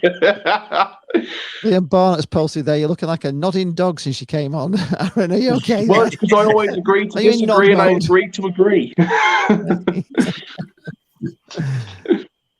Oh, here's a good question, actually. I like this one. Hi, everyone, from Mike Foss. Hi, everyone. Who is one player you would sign from another League One club? Oh, jeez, Louise. You know what? I'd have that pig at me from yeah, I was going to say he looks. I tell you what, there's a few underrated talents that deserve a move somewhere. There's an MK Dons youngster that provided 3 assists against Accrington on the weekend, Shiriola. He looks like he could be the next academy talent to break through after the likes of Della Ali that broke through at MK Dons. So I think that he could be a good talent. There's a young striker at Northampton called Caleb Chuanakera. I think that's how it's pronounced. He's been scouted by a few top clubs, and he's been touted as one for the future. There's a few good Sunderland players in there. There's some first teamers in there that you wouldn't mind at your club. I think Luke O'Neill's a good long-term right back, but we don't need him anyway. We've got Brad Halliday. What's the fair? I think there's a young defender at Hull, Jacob Greaves. I think he's a good up-and-coming young talent. Keane Lewis Potter, I mean, if it wasn't for that contract situation, it could have broken down and he could have left in January or in the summer for free. And if he did, I would have took him in at my club, would have played him the right way, because I think if he did leave Hull in January or the summer, I think it would have been another example of the Allams ownership. But I'm glad they kind of got that sorted. And ever since they got that contract situation sorted and they've agreed on terms that they can both agree on, he's just soared to a completely new level ever since that situation all sort of sorted itself out. There's quite a few there you want there. It was just one. Question was it's just the one. I know. There's so much talent like in an this entire division. team. You're always telling me that Doncaster are going, they're the best team in the division. Now you want a whole new team of players. That's our sort of transfer list. But no, I think if I could choose one, I'd probably go with Shiriola. I think that him from MK Dons is a good young talent. I think I'd like to take him in and try and get promotion with him in the future. Apparently, he's had interest. According to Mike Fox, he's had interest from Leeds, Brighton, etc. So you've got. I won't take Malik Wilkes. I would not take Malik Wilkes back at my club. You got no chance that one. Right. Anybody else? Tyler, is there anybody that you would want to sign from a League One club? For me, there's one player that comes to mind straight away, and it surprises me that he's still in League One, and that is Ronan Curtis from Portsmouth. I'm very surprised that he's in this league still. He's a very, very good winger. But I remember when we went up in 2018-19, he was extraordinary that season. I thought he'd get a championship move at least, and the fact that he didn't, and he's still in League One now, is astonishing. He's a championship player at best, definitely, and I think that, I'd have him in my team any day on that wing. He's quality. Just quickly, I will just say that a few Blackpool fans, and I'm kind of in agreement with you, we need goals desperately, and they're all saying they'd have Clark Harris. I think I'd go with that as well. Very good. I'd take him. To compete with us in the top spot. He's going to be a bit better with Clark Harris. Oh, mate, literally how we got that guy on because before he come to us, he hadn't really scored like over 9-10 goals, and he come to us on a free from Coventry. He got us 27 goals in 18 months. He was unreal. I mean, yeah, if I was to say any player, it'd probably be him or that Siriki Dembele from Peterborough is absolutely class, mate. So good. Oh yeah, God, he is. Yeah. A good player, isn't he? If he was a permanent player, I'd take Morgan Rogers from Lincoln. He's world class if he was permanent. Yeah, Rogers as well is good. Yeah, he's not a good. There's a couple of good lads at Crewe as well. Ant, anybody that you would want from League One, or are you looking? I think the only player that we're missing is a clinical goal scorer through the middle. McGuinness is okay at, the sort of style that we've got, but I would. Before he said Johnson Clark Harris, I was going to say him because we were after him. I can't remember if it was this summer or the season before. We were after Clark Harris, and he went to Peterborough instead. But with his goals in amongst that front three, I just think we'd have walked this league about a month ago. Yeah. I hate to keep banging the same drum, but I'd like Luke Jeffcott. Yeah, good player, very good player. Yeah, because he's under 25, and that needs to be our model for the transfer window. Stop signing players that are 30 plus and look for players that are about minus 25. Yeah. Well, you've got, we've got a lad of yours, this Jordan Gabriel on loan, and he's going to be coming back to you. He's a good player. Yeah, Brennan Johnson's at Lincoln. I want him back in our side as well. He's a very good talent, a very good player.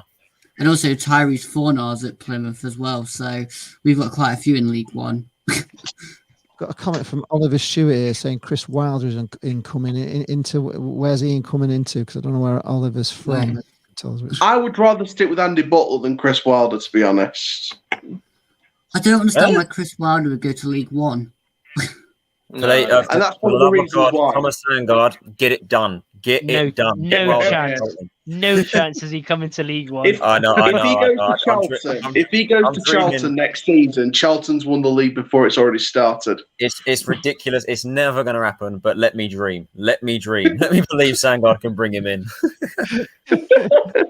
Yeah, it would be a good one. It would be really good. Ryan Dummer saying it'd take Ricky Jade Jones. Yeah, he's 17, good young talent.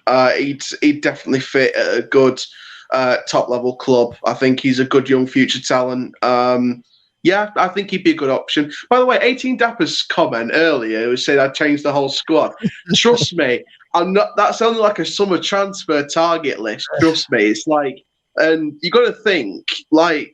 And it's been positive news. I think I told Julie it's been positive. You can have one lollipop and you were buying everything in the shop, wasn't it? It's like, imagine it's a nightmare.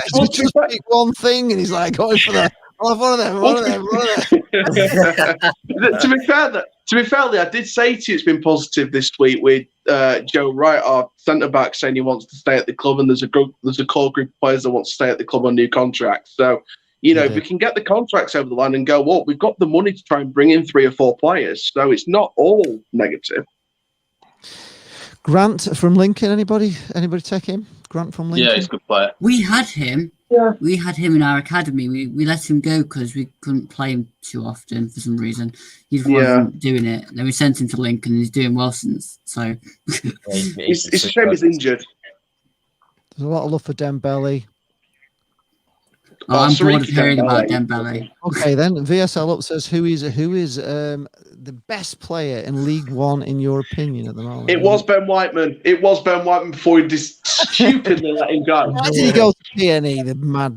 Honestly, what a bad move. He's gone to Preston and they've lost 1-0 to bottom of the league. Wickham, and I don't think he even played in that game. I don't even know why he's gone there. I can't honestly. Why any player would go? I think it's just money. I think it's just money. And to be honest, most of the money from the Whiteman sale helps put in the club to help keep the club going. So I think most of the money was just stability and to keep it. We were nowhere near the administration period, but it's just extra money to keep that gap from widening up. But some of the money went into like free agent signings, like your Bostocks and your Bogles. But I'm kind of glad in a way because we're not centering the team around one player now, and one player's good and the rest of them are rubbish. It's sort of like now other people can start taking opportunity for their own mistakes, and it's not sort of like we're not relying on Ben Whiteman to do everything kind of thing. But I'm kind of sad in a way because he was our club captain, he was our best player, but Anderson slips into the armband really well. So if we go up, then it's not really a massive loss, and next season we'll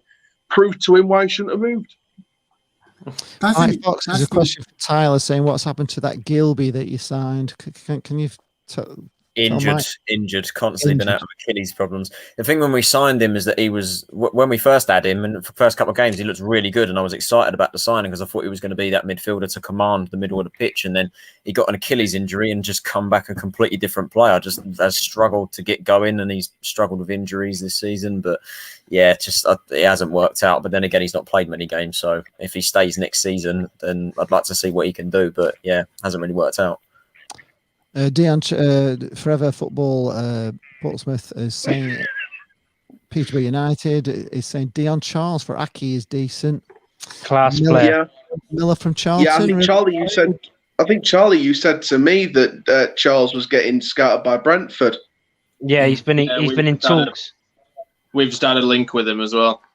Yeah, he's quality. I mean, how they signed him from Southport, like I think it was on a free or for a very minimal fee. I remember a game I'll never forget about a month ago now.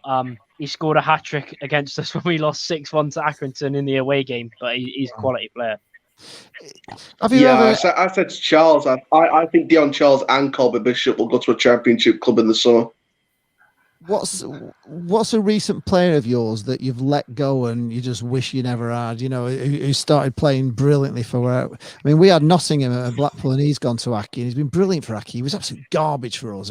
Honestly, he was. I mean, we have another podcast. They were calling him the master of disaster, and now Aki is brilliant. Is there any players you've let go and you suddenly wish, they were rubbish, and then they go play somebody else?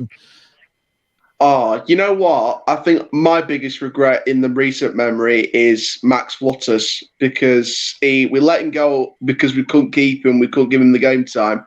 He went to Crawley for 6 months, absolutely battered the hell out of League Two, then got the move up in January to Cardiff City in the Championship, and it's only going to be a matter of time before he gets in Mick McCarthy's squad. So I think that's probably my biggest regret. It's just a case of what he does now at Cardiff. But I think if Ben Whiteman did well at Preston when he moved in January, I would have probably said Ben Whiteman if we don't go up and he does well at Preston. But I'm not really seeing that at the moment. He's not doing well, I'd say Max Waters. No, I think Ben Whiteman's having that kind of inconsistency, and maybe he'll come back to us on a loan deal or something if he's not getting the game time at Preston. Who knows? But he's always welcome back, as is Max Waters. And have you let anybody go that you really regret? See him ripping up trees somewhere else. You could ask every City fan the same question today, and they'd all say Jared Bowen. Yeah, yeah, of course.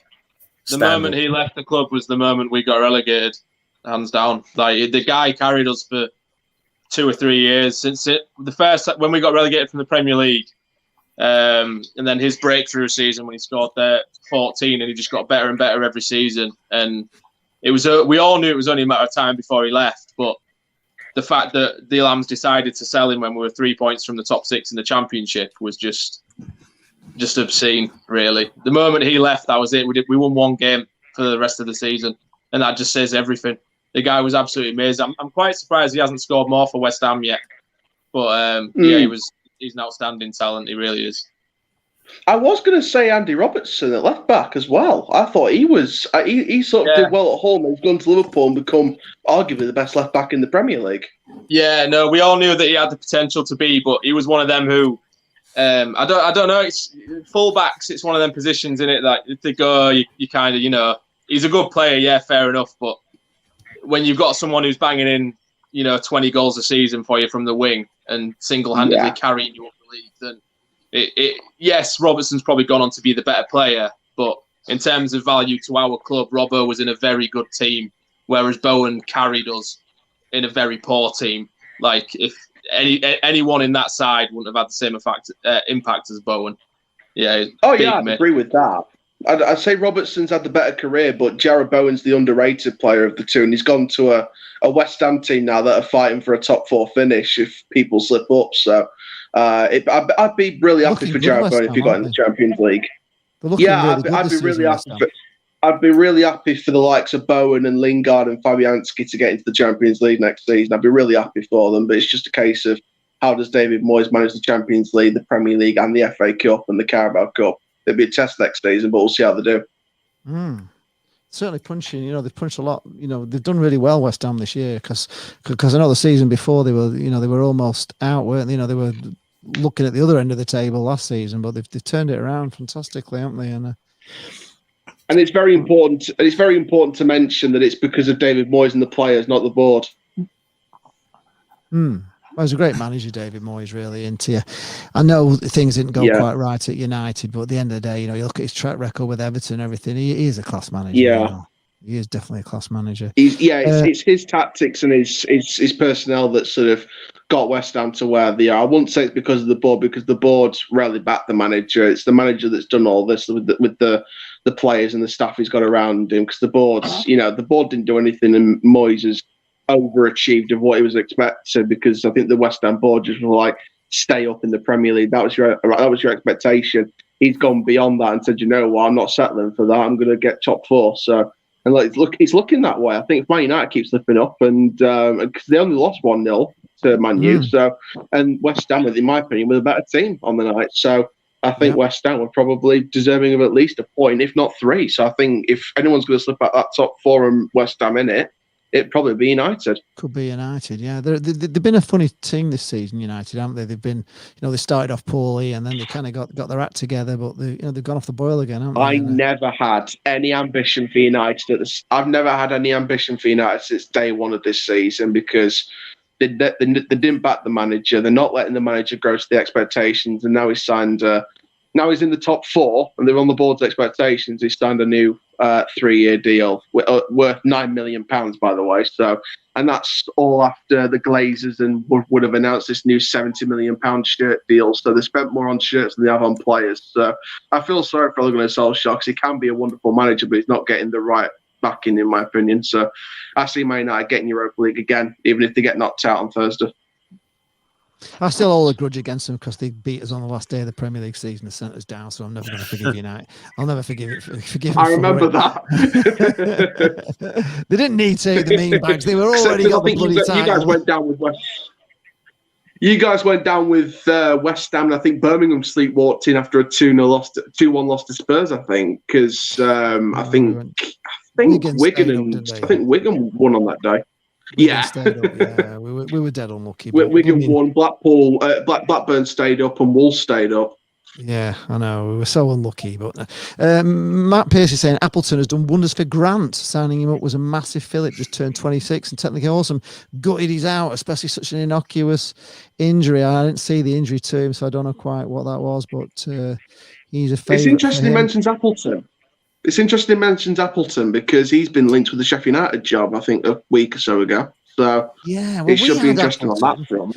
Blackpool had Appleton. He came for about 12 weeks and he just saw the Oystons and what they were doing and just basically fucked off straight away. He was like, I'm not staying here. And he left and he went to Blackburn Rovers he actually left to go to the chicken ranch, didn't he? I was amazed. I thought, God, they're just as bad as you're jumping out of one frying pan into another, aren't you? With bloody going with them, the Venkies. So it was a bit weird. I think Appleton's completely overachieved at Lincoln City this season. So if Lincoln don't get promoted, I could see him taking the Sheffield United job, to be honest. But he did wonders at Portsmouth. Was it Portsmouth, Appleton? Is that right? Was it at Portsmouth? Was it? He was at Portsmouth. I think so, yeah. Well done, Portsmouth fans, for getting rid of Kenny Jackett, by the way. Yeah, Andy was at, what do you think about this, guys? Kenny Jackett at Portsmouth. Is that good news for you, Ant? Do you think? I could see Portsmouth it coming. Going? You could see it coming. Yeah, because I think they've been on pretty poor run, haven't they? I think we beat them in the run. They've done awful on. I mean, even last season, there's been, and even the season before, loads of Portsmouth fans don't rate him because of all the times they bottle it and the players he brings in and the changing in formation. So yeah, I mean, it's been a long time coming. We played Portsmouth and he was in the hospital. Yeah. He'd actually come from hospital. He'd been having an operation or something. He actually was. He was there to manage. And I thought, bloody hell, he's just come out of hospital. And he's, I thought, well, that's pretty impressive. But obviously, they've binned him. But like you say, if that's the feeling, Is that good for Hull, Ant, do you think? And Yeah, I think Port. Yeah, I mean, it's the same. It's the same with Darren Moore leaving Donny. I just think it upsets the rhythm of the team. I know Pompey weren't doing like that well, but you know they weren't they? A month or so ago, they were right up there. Yeah, weren't they had a good run and then they started to fall off again. But it's one of these, isn't it, where it's that late in the season now that realistically no manager's going to make a difference. They've been training a certain way in a certain formation all year. So as soon as you get rid of that manager, even if the new manager comes in, it's going to take a few weeks for him to get into what he wants them to do. And then hopefully by that time, they should already be out of the race. So, yeah, and any bad news for anybody around us is good news for us. It's the same for Tyler. I suppose that's the thing with you, Tyler. Will a new manager turn your form around? Because you've kind of blown it, haven't you, as well, Charlton? And we're in a great position just before Christmas. That's the question I keep asking myself, because a lot of people wanted Bowyer out, but now there's the question of, if a new manager comes in and flops, we're going to look like idiots, because there are so many people that wanted Bowyer out. That's why I'm always saying, you wanted this. So if this manager comes in and flops, then it's going to be interesting to see. I think it all depends on who comes in for us, though. Like, obviously, we've got Johnny Jackson coming in. He's the current favourite to take over permanently, which I don't think is the right decision. And Sandgaard said that he wants to bring in a permanent appointment by the end of this week. And I don't think Jackson is the one that we can jump to conclusion straight away that quickly and go, yes, he's the man for the job. I'd like to see Jacko get it into the end of the season and then we make the decision in the summer. But Sandgaard wanting to get someone done earlier this week, I've had a look at the people that are favourites. The favourite currently is Michael Laudrup, the Danish player who used to play for Barcelona, managed Swansea a few years ago. He's the current favourite. His betting odds were quite low, were quite high actually, like 40-1 or something, and they've dropped massively. And he's now the favourite because there's been loads of rumours about him. I'm not surprised by it with the Danish connection, but it's a risk. It's a huge, huge risk if he is to come in because he hasn't managed for a while and not much success apart from Swansea. But yeah, I think in our case, it depends on who comes in and whether they can get this team to salvage something this season. Because I said we're done this season. I don't think we're going to get playoffs. If we do, result, but I don't think we're going up. But I thought Charlton would be a good fit for the Cowley brothers, personally. Yeah, it has been rumoured. It's been talked about quite a few times, hasn't it? The Cowley brothers. Yeah, I see similarities in Charlton to what we've done with Moore. The manager's gone, and we've given it to Butler to the end of the season. He might get the job permanently if he does a good job. So I think the expectation from the board is get promoted or try and get at least playoffs. If we go far in the playoffs, like the semi-final or even the final, then you'll get the job next season on a permanent deal. So I think from a Charlton point of view, I think the way I've looked at it is if Lee Bowyer's, because obviously Lee Bowyer's now, he's apparently set to become Birmingham City manager, or is Birmingham City manager. So I think if Lee Bowyer keeps Birmingham up and Charlton appoint a new manager next season and it flops, then it looked like the wrong move. And it's the first sort of major decision that Sandgaard can look back on and say, maybe I got that wrong at the time. But hopefully for Charlton's sake, they appoint the right man, because if they appoint the right man next season, they could be one of the favourites to go up in the next season, because they'll have the right manager set up to work with that kind of players, and they'll have a nice summer window and a January window to rip out and bring in as much as the owner will allow. So from that perspective, I sort of agree with the sacking at the time, because I feel like Bowyer wasn't getting a consistent run of results. So I feel like, the fans wanted him out. Some of the fans wanted him out. It was time to make a change.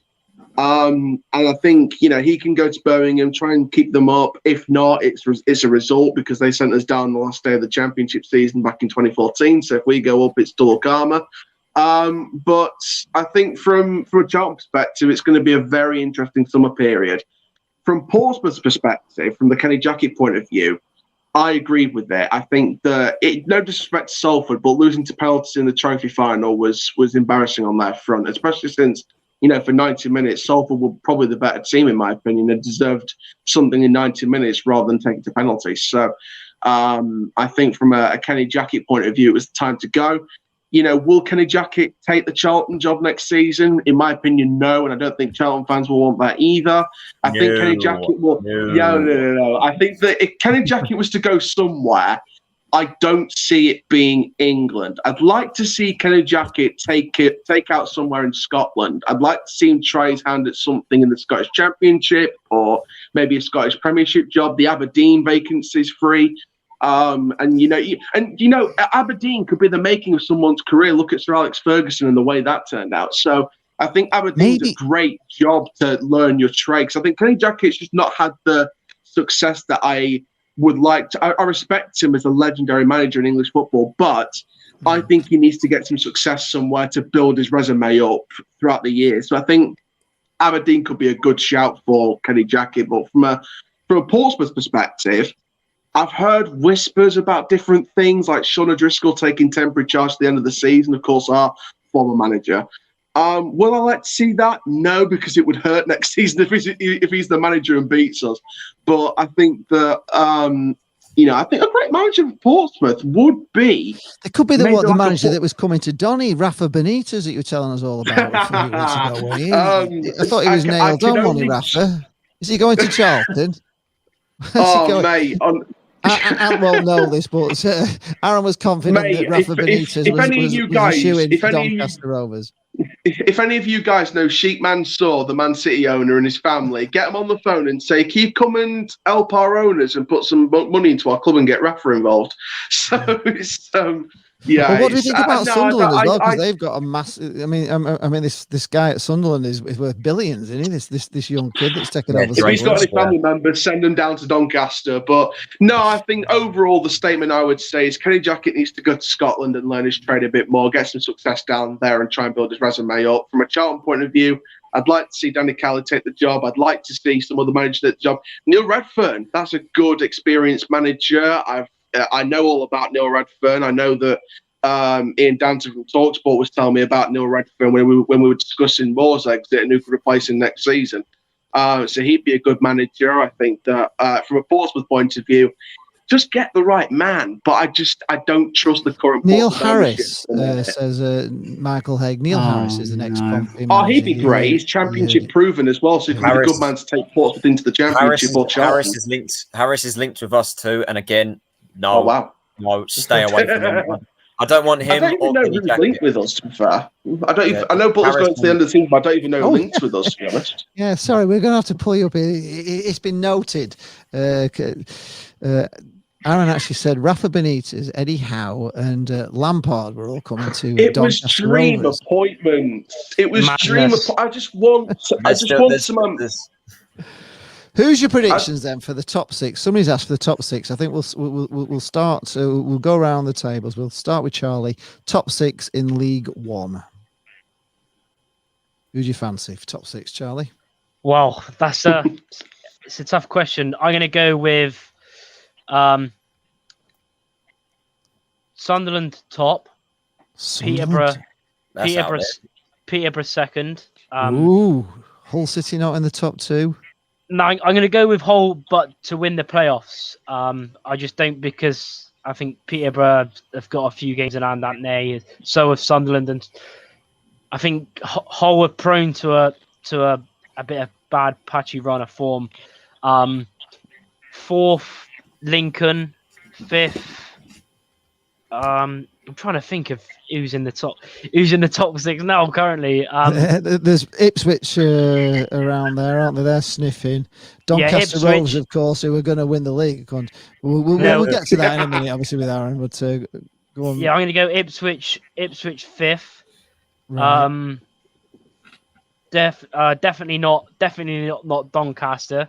And then sixth, Blackpool. I think Blackpool. All right, okay. Edge in there. Oh wow, blimey! That's the way we're playing at the moment. That's a bold prediction. That's just been teacher's pet, Charlie. No, I'm serious. Yeah, gold star for you. If I could put a gold star on that square, I would do. Well, you're already middle on the top, so I can't put you any higher. Go on then, Tyler. Top six for you.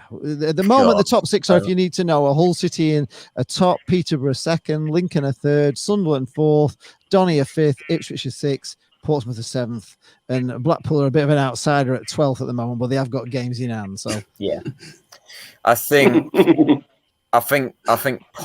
Posh might do Hull to the title. I think Peterborough will win, Hull second. Sunderland will come third and win the playoffs. Lincoln will finish 4th. I'm going to go Donny 5th, and then 6th is between Ipswich, Pompey, and us. I don't think it will be us, and I can't see Ipswich, so I'm going to say Pompey, but it'll be close. Right, okay. Have you got opinion on this, Luke? Obviously, you're Nottingham Forest, but have you got an opinion on this top 6? I'll go Hull top, Sunderland second, Lincoln will finish 3rd, and then I'll go Ipswich, Pompey, and No Posh? Surely, Posh. I mean, I forgot Peterborough, so yeah, Peterborough somewhere. To be fair, knowing then they'll be outside the top 6. They bottle it every year, don't they? Yeah, probably. It is known, and we have got Peterborough United fans in the chat, so they know they bottle it. They always bottle it. Right, go on then, Ant. What's your top 6? I can't say that we're going to win the league as a City fan. I can't do it. Nope. We're consistently inconsistent. I'm going to say Peterborough to win the league. I think it's in their hands, to be fair, with the game in hand. Sunderland look very dangerous at the moment, so I'm going to say Sunderland second. I think we'll edge it in 3rd. I think Lincoln, Ipswich, and I'm going to go with an outsider and say Oxford 6th. I thought they looked really dangerous when we played them. I think they were very, very direct. They play very, if we on another day they'd have beaten us 3 or 4-0. They controlled a large period of the game against us on Saturday. They looked a good side, Yeah, I fear that. Yeah, they got that snake. They got that snake up front as well. Matty Taylor. Yeah. What a snake he is. That actually gave Rick Beck a bit of a nightmare in the first 20 minutes of that game. He looked quite decent as well. Yeah.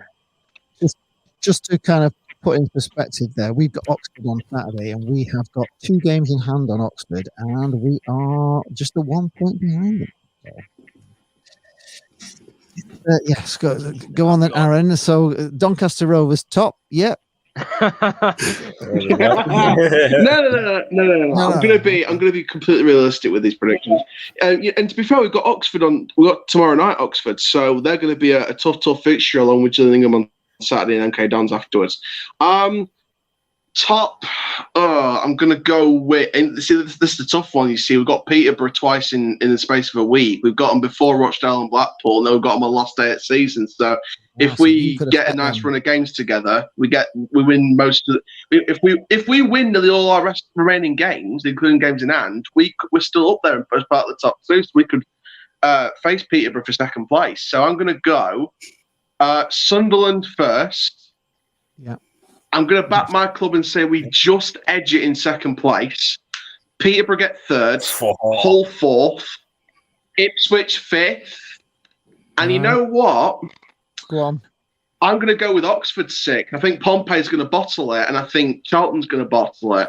And I think to win the playoffs, to go with us and Sunderland, it will be a final between Peterborough and Hull.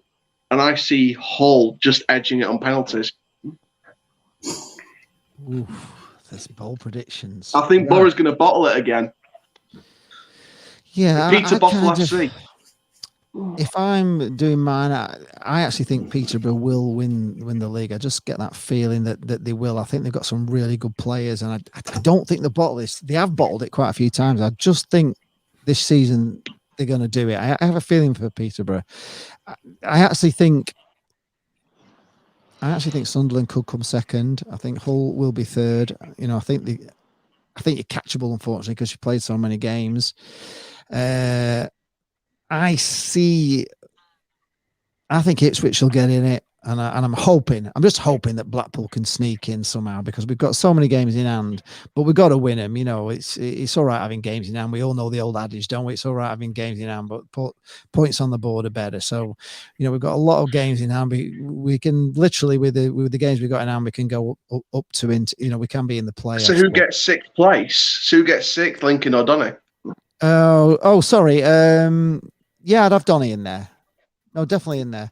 I'd have us at 6. I'd have us at 6 and you at 5th. Sorry, I missed one out, didn't I? But yeah, I think Donny will be in the playoffs.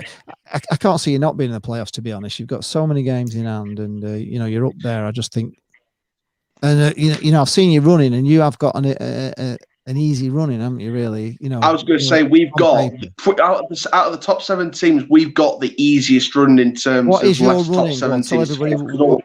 Obviously, you've got Peterborough twice, which to be honest, we've got Peterborough twice. We've still got to face 4 out of the bottom 6, right? And we've got a few mid-table teams in there as well. So that we've got probably the easiest running on paper, but there's a few teams in there that could do damage because we lost to Accrington, we've lost to Fleetwood, we've lost to Shrewsbury, and Burton Albion's going to be a tough fixture because of the progress they've made under Hasselbank. So I think those teams are going to be tough. I think that I think Peterborough is going to be tough. That could decide 2nd place or 3rd place with the games in hand. So if Sunderland go on it all depends on Hull's inconsistency, Sunderland going on a bad run of form. It all depends on the runs of form, because if everyone else is inconsistent, because you're going to remember the top 4 are playing each other a couple of times. So, there's going to be taking points off each other as well. So I think we could, if we win our games, we could face Peterborough for 2nd place by the end of the season. So it could all go, and I said it in the comment section earlier tonight, I think that the top 2, the playoffs and the relegation spots, will all be decided on the last day of the season. Right, whoever Hull got then, Ant, on the way in. Who is your... I think we're in a decent position at the moment because obviously, we played a few more games than everybody else, but we all know that points on the board, you're not guaranteed to win your games in hand, are you? No, you're not. No, so at the moment, we're 6 points clear, and I'm pretty sure our next 6 games are at 12th or below.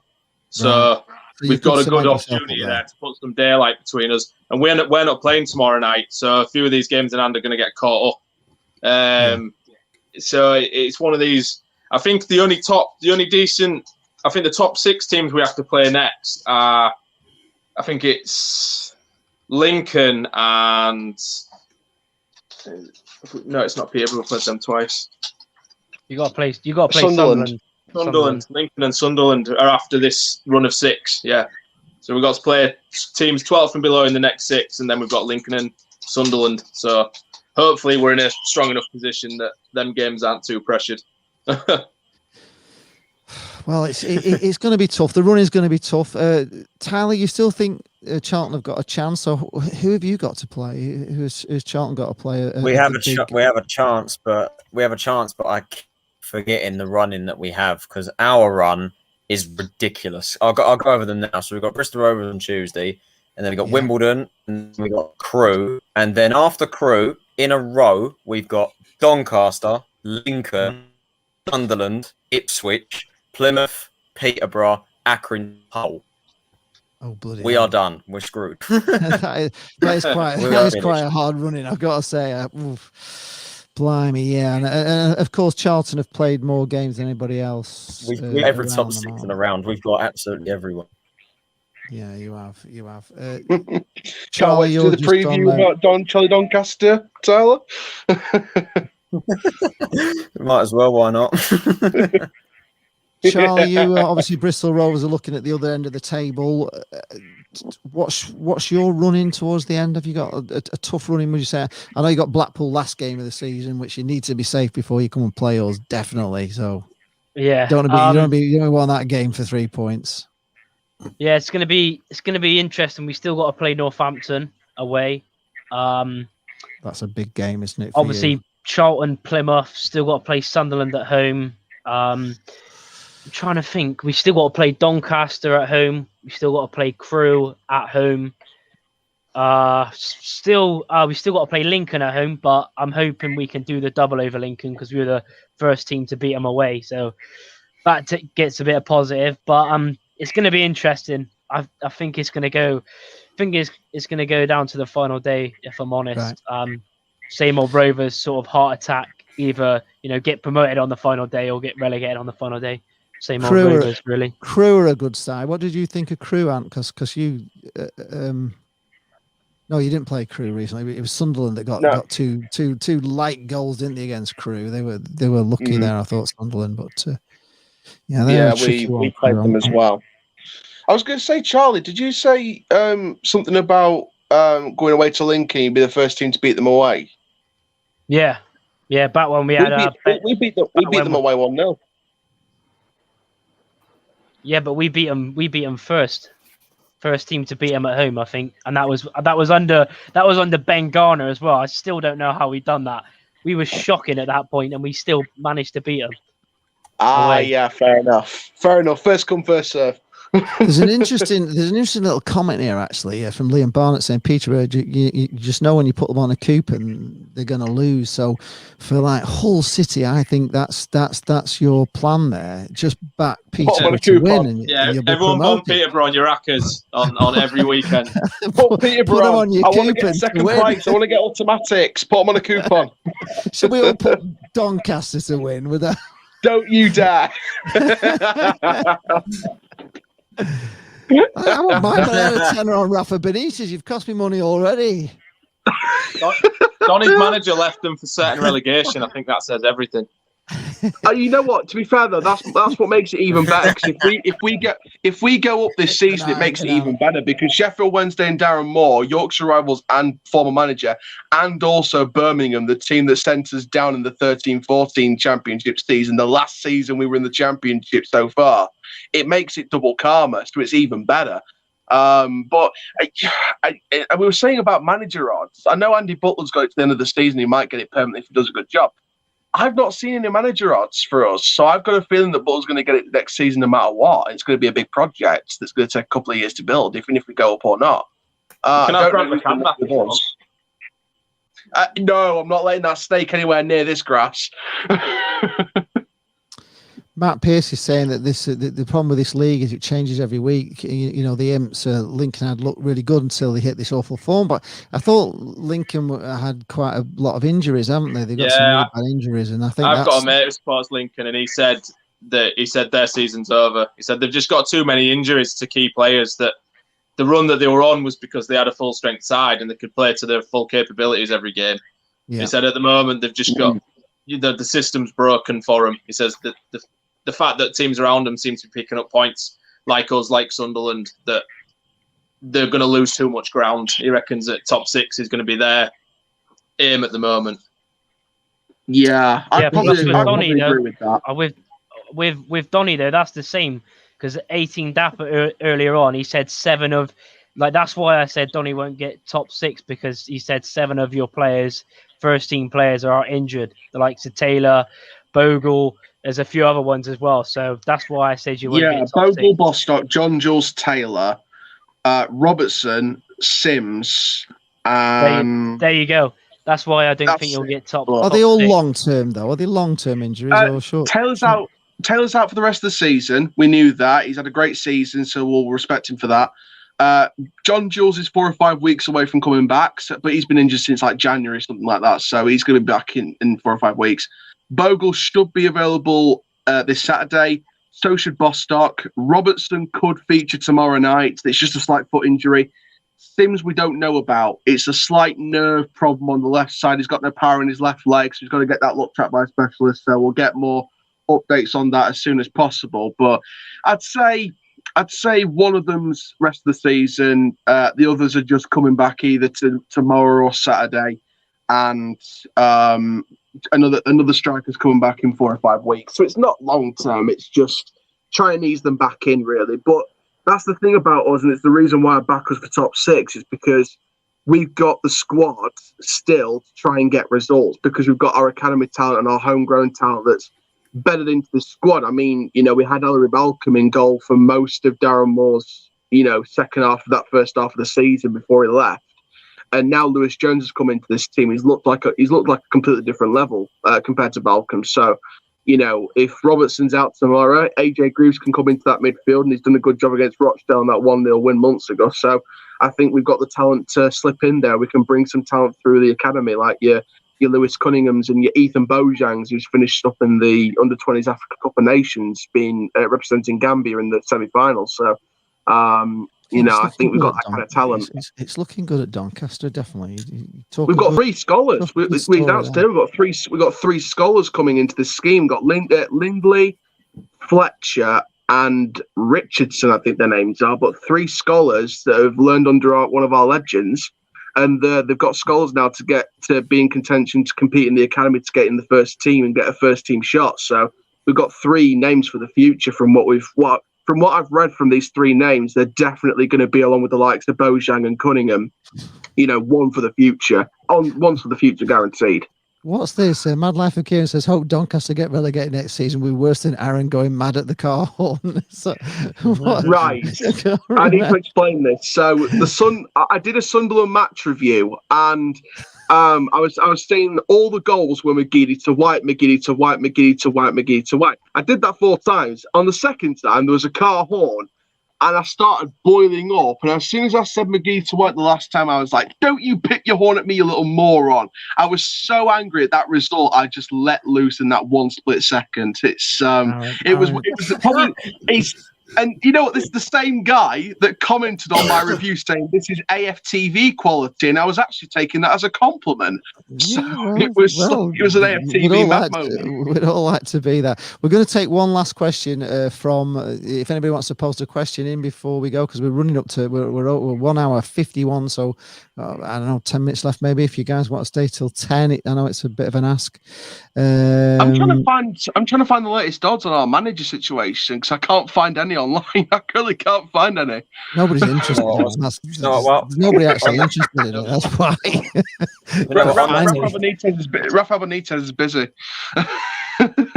On that topic, Paddy Power have got Graham McCann on 2-1. Oh God! I had to look at some of the names when Grant McCann left. I had to look at names when Grant McCann left for Hull.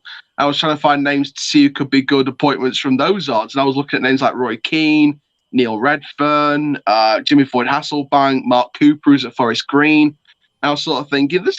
I was sort of asking about Roy Keane. And people were telling me, no, don't get Roy Keane. Please don't get Roy Keane.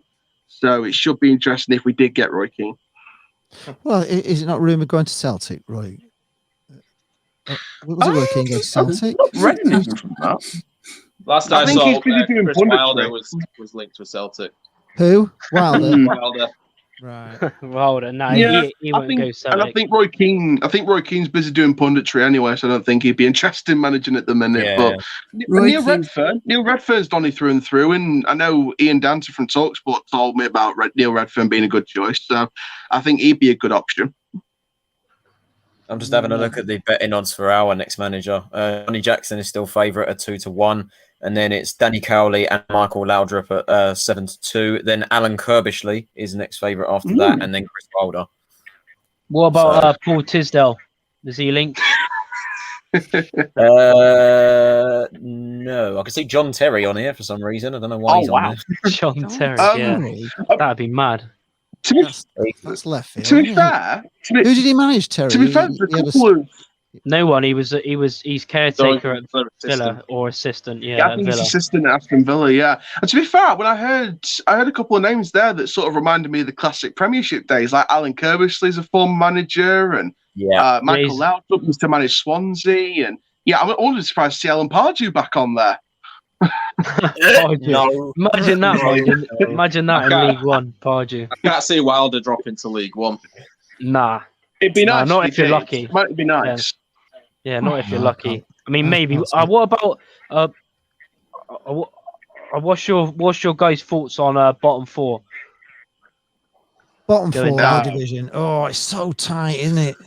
And it's literally a different bottom 4 each week. I can't say Bristol Rovers in the bottom 4, can I? Because you've already tipped Blackpool for the player.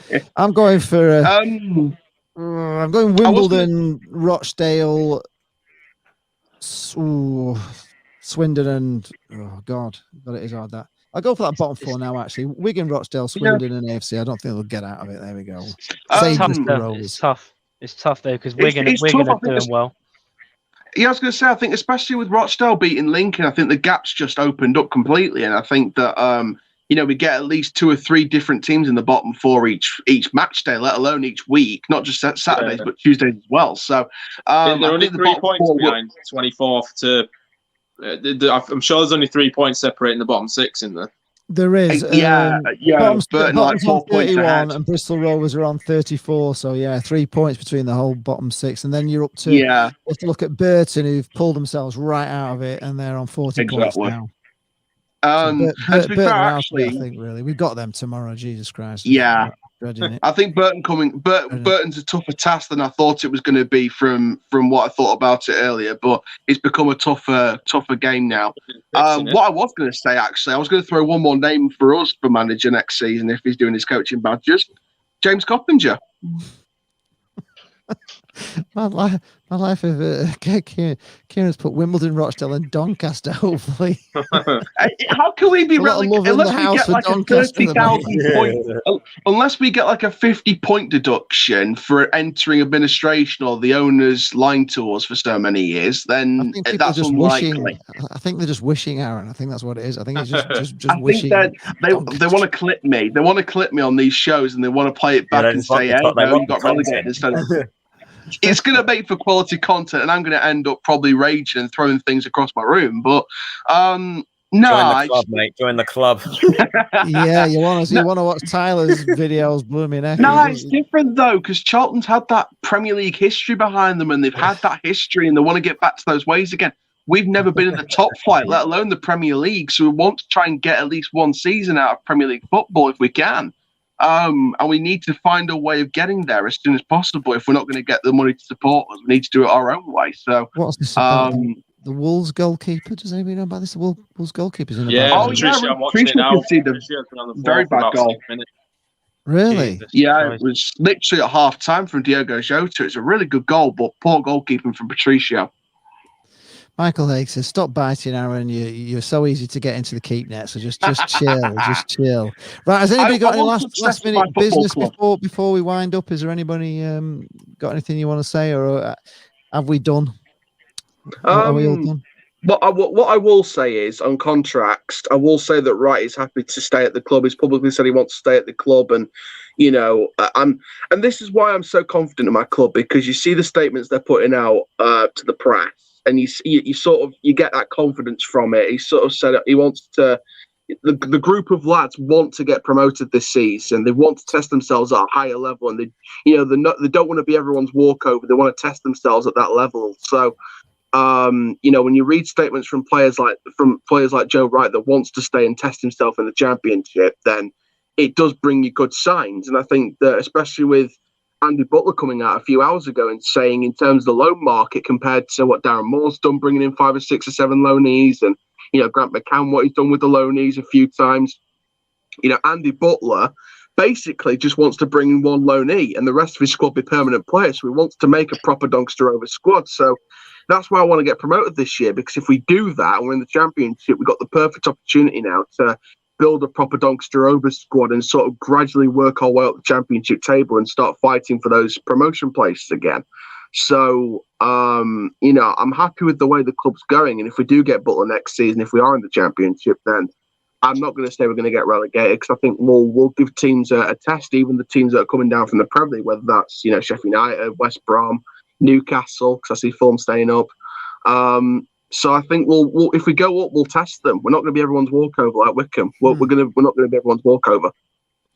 PUFC keeps saying, "Please answer my question." I don't know what your question is. If your question is that, we've already been through it all. He's got Hull 1, 2, Sunderland 3, Peterborough 4, Doncaster 5, Lincoln 6. But I'm not quite sure what you mean by. We've moved up. We've moved ahead of Lincoln, which is good. So I'm happy with that. Yeah, you've moved up. Michael A says, "Don't seem my normal cheery self. I thought I've been quite cheery today. So I don't know how cheery I've not been, but I thought I've been pretty cheery today." I just want to say right now, there's been some breaking news. Sky News have just said that Wigan have reached an agreement to sell the club to someone at Phoenix 2020. Yes! Oh, that's good news, isn't it? Yeah, that's amazing news. Because it's been an absolute nightmare at Wigan. Yeah, buzzing for them. Buzzing for them. Really happy for Wigan. Really happy, because they deserve it. And hopefully this is the news off the field that's going to help them stay up this season. Not at the expense of Bristol Rovers, but at the expense of a different team. Yeah, it's subject to EFL approval, but they've agreed a deal at long last. Well, If Rick Parry's got any sense or balls, You hate he'll Rick accept Parry, it. you hate He'll Rick have Parry. a herd of fans chasing him with corner flags. Yeah, Aaron hates Rick Parry. Right, that You all is know great that. news for Wigan. All I'm going to say is good luck this week, folks. Hope your teams do well. Apart Yep. from Doncaster, of course. If the EFL don't approve this, if the EFL do not approve this takeover, I'm always going to be Parry out. Parry out, right? So he's Parry got out. to go from anyway. Aaron. Thanks for coming on, Ant. It's been a pleasure to have you on and to get a whole city perspective. I know it's looking pretty good for you guys. A few people think you're going to win the league, so you're in there with a shout, and everybody else thinks you're going to win the playoffs if you don't. So Yeah, that all sounds good. Thanks, good news thanks, Charlie. going to win the league. Good luck to Charlie, because Charlie's Bristol Rovers, and you need to get out of this. If you can get a win this Yeah, we need to weekend, be. Yeah, we need to end our 63 years of not beating Charlton at the Valley tomorrow, hopefully. So I can't really pick sides on that one. I can't really go on a side with that. Thank you very much to Luke for bringing Ant in as well. It was very kind of you. No And I problem. hope you've enjoyed it, Ant. You know what I mean? I hope you've enjoyed coming on. And Yeah, it's been nice. Thanks for having me. what's your channel? If you let Luke know, and I'll put your channel in the comments below. And if anybody wants to follow you, but what's it called? It's just at Hull and Back on Twitter. It's a new Hull City podcast we started in December. It's just me and my mate. It's a podcast, right? Okay. Yeah, it's just a podcast. It's not a video. It's just on Spotify. But a follow and a listen would be nice. Cheers, guys. All right. Okay. So at Hull and Back, is it? At Hull and Back, yeah. Not to Hull and Back. No. It's called to Hull and Back, but we couldn't get that in the username. All right. Okay. All right. Well, thanks a lot, everyone. Thanks a lot for everybody who's stayed with us for 2 hours, because I know a few of you have been here a long time. Yeah. So it's been a great night. Hopefully we get really 3 points on Tuesday. 3 points on Tuesday for Donny. Yeah, we've got Oxford. We haven't beat them at Kassam Stadium since 1963, so there's another record to break. Well, all I should do is injure a few Oxford players on Tuesday, because we've got them on Saturday. So that's if we get AJ Greaves playing, he's like the N'Golo Conte of this squad. So if we get Greaves playing in that midfield, he will knock a few skins off. He'll knock some skins off. Well, we're relying on you to rough them up a bit. So when we get to them on Saturday, come on, Bajiri Okanabiri, the English Nigerian prince. Come on, the pool. Anybody else want to shout out their team before you go? Johnny Jackson's Red Army. Come on, Forever Football DRFC. We're on the road to 500 subs. Oh, get him subbed, right? See you later. Thanks a lot, folks. Bye.